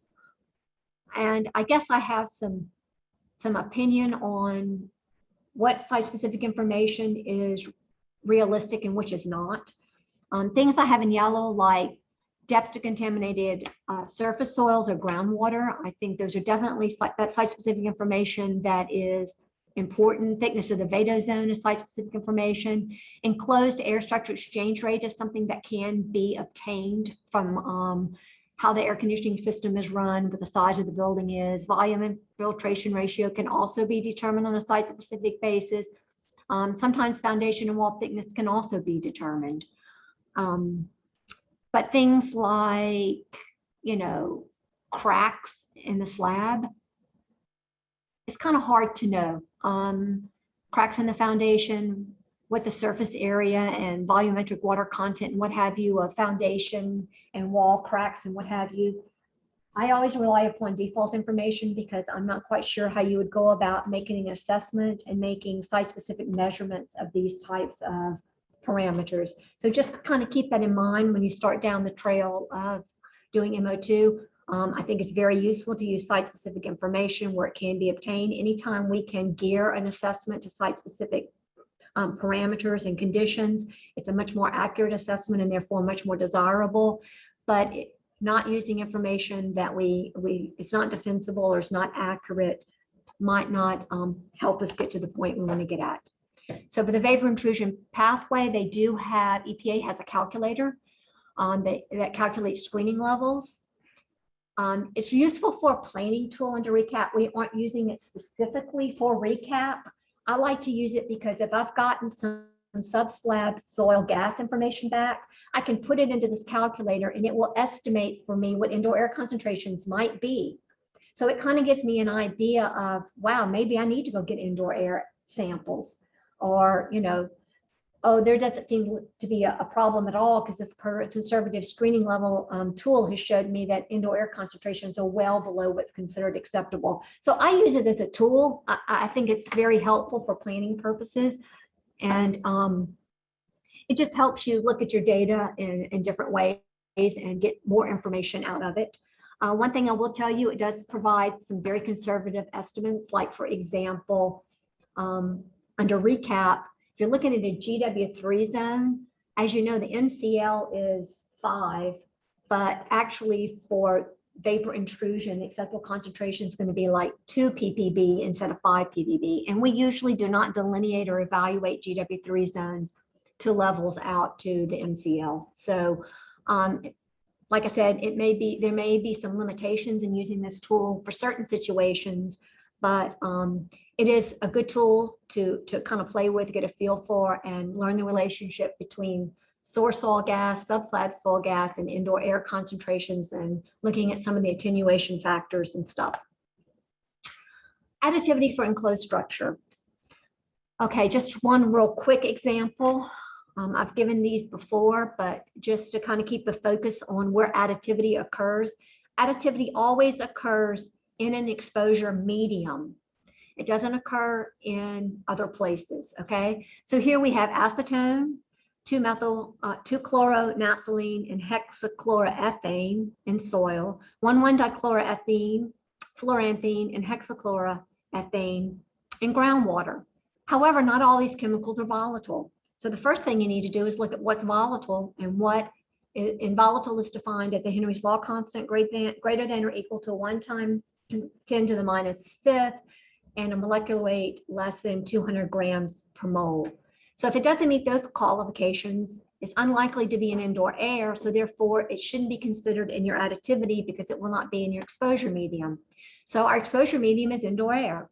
So again, here's the rule of thumb we use for volatile when we're looking at various tools that are used under EPA protocols for looking at volatility. So we have acetone and 2-chlornaphthalene coming from soil that are volatile, and we have 1,1-dichloroethene potentially coming from groundwater. All 3 of those affect the liver. So we do have additivity between those 3 compounds in indoor air. So what you would want to do is divide your soil ES and your GWES for those 3 compounds.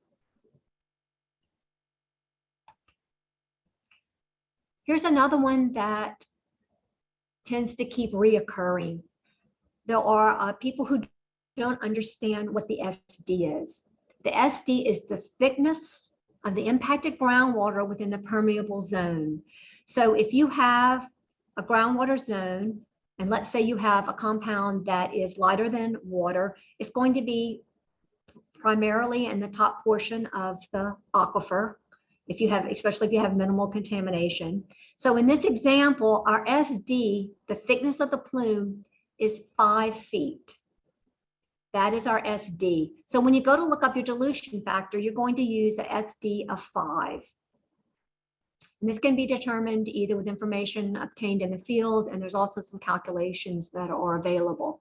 Unfortunately, a lot of people think the SD is the distance below ground surface that the aquifer is encountered. It is not. The SD is not 10 in this example. It is 5. So again, the SD has to do with the thickness of the zone. I'm looking at SPLP data. I think everyone pretty much understands how to interpret SPLP data. It should be taken from the most heavily impacted area. And basically, the SPLP results are compared to groundwater recap standards with dilution factors applied. I don't see people having trouble with this concept. The trouble that I see is people will do SPL, they're exceeding the soil GW, which is their limiting recap standard. They do SPLP and they pass SPLP, but they still don't let go of the soil GW, and they're still showing further action being needed for the soil to groundwater pathway.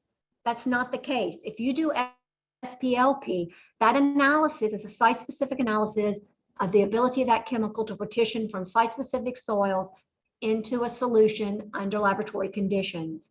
It is actually mimicking what would happen over time in natural environment with a slightly acidic rainfall falling over that soil, how much chemical would leach out of the soil into the groundwater. So when you've done the SPLP analysis, that is a more specific analysis. It will supersede your use of the soil GW. So what happens is You go back, re-identify your limiting recap standard, excluding soil GW, because you've evaluated that pathway with another method. So you aren't still triggering the soil GW, you're replacing it with your SPLP analysis. Therefore, you're not using soil GW anymore. You're taking that out of the analysis. You've replaced it with another approach. Verification of post-remediation soil AOIC. Some confusion comes in with this. A lot of times you'll have an AOI, and let's say you go out and excavate. Maybe not the whole area AOI is dug up, but maybe just the more heavily impacted areas of the AOI are dug up. So what you want to do is you're going to look at all of the confirmatory sampling from the area that you did excavate, the sidewalls and the base of the excavation, plus if there were any sampling locations with data within that AOI that were not removed, that information is still representative of that AOI. So you're going to take your confirmatory sample results and the remaining site investigation results within the boundaries of the original AOI, and that will be the AOI that you will use to calculate your post-remediation 95% UCL. Okay. Now, there are times that if you have to dig the whole thing up and you did a really good job, you're going to have a whole lot of non-detects, and you're not going to really be able to calculate a 95 UCL. Some people say, can we use a volume weighted average? That's not something that we use on a regular basis.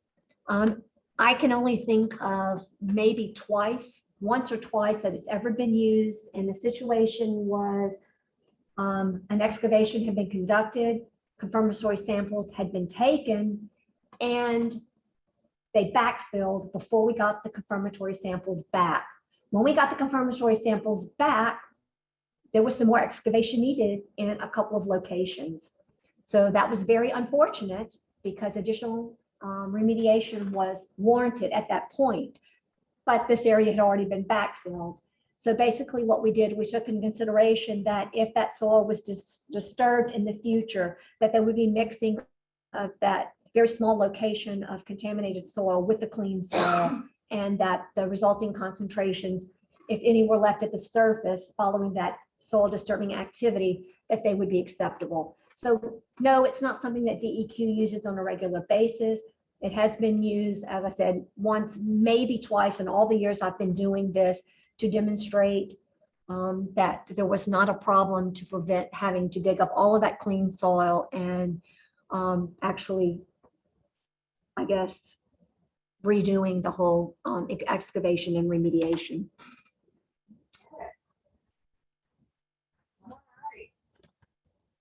That brings us to our last poll question, poll number 7. Let's go ahead and bring that one up.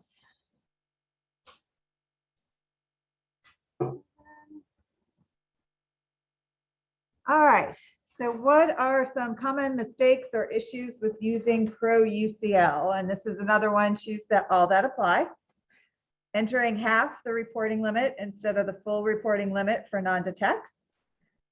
Using not enough data points, too many non-detects in a data set, not including the worksheet with input values or output summary with recommended UCL in the submittal, or too many data points. So what are the common mistakes or issues with using Pro UCL?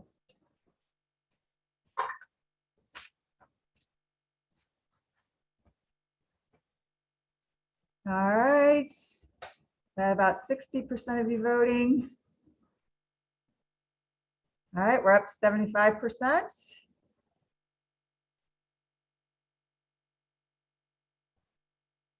Almost there.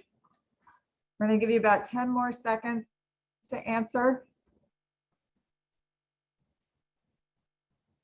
We've got most of you, almost 80% of you have voted at this point. Okay, we're going to go ahead and end the polling.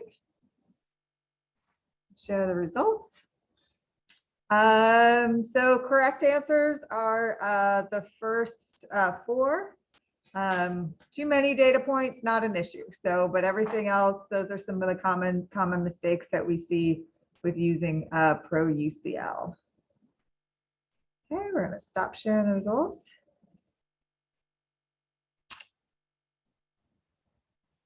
All right, so thank y'all. We're actually at the end. So this is the list of the folks at DEQ who are in the corrective action group. Do you want to talk about that a little bit, June? Yeah, this would be a list of the people who or within the UST division as well as in remediation division who are active in regulatory decisions. When we have unusual sites that come up, we get together as a group and talk about defensible approaches for addressing those sites. This is also the group that is involved in regulatory revisions and have specialty areas. If you have any questions, like Carolyn, Destin, and Dana specialize in toxicology and can help you with any of those issues. We have Carrie, Fernando, Durwood, Tad, and Chris that are geologists and can help you with any issues concerning groundwater geology under recap. And then Keith Horn, who knows just a little bit of absolutely everything, especially sampling techniques, which if you missed his talk a while back, I highly recommend that you watch the recording. He's very knowledgeable. Also, we have a email address listed at the bottom that you can send questions in, and there are people on the group that are linked into that particular email address, and we'll get your question and someone will answer it and get back with you. And thank you for your attention today. And you want to go through some questions? Yep. Oh, we have Well, one more we have slide. one more slide. First of all, before she moves off of this one, note for the email address, that is an underscore before the email address. So that is part of the email address. And then one more slide down. So again, these are our upcoming trainings. If you're not registered and would like to be for the ins and outs of the VRP, go ahead and send me an email and I will send you the link to register. And again, the recording for this and the PowerPoint will be available on the LDEQ YouTube channel. The link is overly complicated. Just Google LDEQ YouTube. It's the first one that comes up, and there's a playlist for the recap trainings. So yeah, let's look at some of the questions that came in. So Mike Wagesack asked, how do you determine other COCs not listed in recap tables that should be analyzed and evaluated? As an example, crude oil has been released to soil and groundwater. Does LDQ require that constituents, in addition to those in table D1, should be analyzed? Typically, your COC list should be anything known or suspected to have been released. Crude oil is a very complex mixture. And I know when there are large releases, typically what will happen is a sample of the crude oil released, if available, will be taken to the laboratory and they will fingerprint it. And they can give you information about if you have a heavy crude, a light crude, or what range of hydrocarbons that you're looking at. But typically everything in D1 is what would be in a normal, just a general crude oil type of release. If you happen to know there's something else that was released with the crude oil in addition, for example, if they use dispersants or anything else to control that, and there's chemicals within that dispersant that could be of concern, those should be included in your assessment as well. Okay. If you don't use elevated detection limits for ND, then please clarify the definition of a VOC present within the ES-AOI. If you don't use, okay, wait. All right, let me we're gonna click on those. So if you don't use elevated detection limits for non-detect, please clarify the definition of a VOC present within the ES-AOI. If you don't use elevated detection limits for non-detect,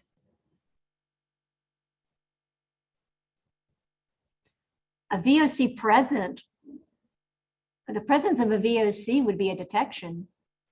And if you have an elevated detection limit for your VOCs and they're all non-detect, then you don't know if you have them present or not. And you're probably going to have to do additional analysis. Yeah. Yep. Okay. That's why it's important to make sure that you have adequate reporting limits before you, when you get together with the laboratory, before you submit your samples and get data back that's not usable. Okay. All right. For SPLP, how is the most heavily impacted area determined? A lot of times, based on the nature of the release, you will know the most heavily impacted area.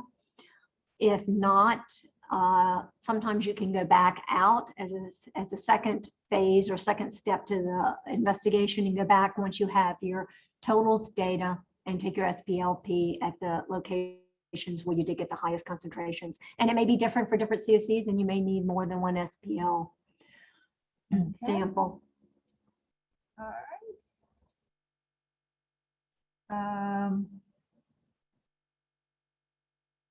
Let's see, we had just a couple questions that came in, just in case you didn't see it, that Jennifer answered. FOC cannot be used from literature. Is this new? The response is when not using the default, a site-specific FOC from an unimpacted area is required. See calculations in Appendix H of recap and also Appendix B. Because one of the things people will use an FOC from another site nearby. We don't do that. And you can't go to a certain soil type that's discussed in the literature and pull one up. Okay. Can you use the recap default value in Appendix H for FOC if an FOC example is not available? The response is if a site-specific FOC is not available, the default value may be used. Actually, it must be used. Must be used, yeah. And then does LDEQ accept PCB Aerochlor data, or are conjugate data required? The response, that would be a site-specific determination and would need to be discussed with your team leader, which I'm hoping everyone got that point today too. Talk to your team leader. They're very nice people.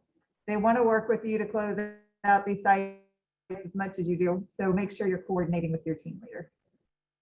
Okay, I think that's all the questions that came in. We answered all the rest of them live. So I think, June, unless you have anything else you would like to add. All right, that concludes our recap training for today. If you do have any additional questions, you can put in the email. Let's see if it comes back up. To the corrective action group. Or you can also email me or Jennifer Schatzel, who is our Brownfield Technical Liaison, or Dwayne Wilson, who is our Brownfields Advisor. And some of us can, do you want to go to June? Do you want to go? No. Yeah, so you can email any one of us and we will be more than happy to assist you. Remember, our goal is to help you move these projects through the process. So let us know if you have any additional questions, and thank you for attending today.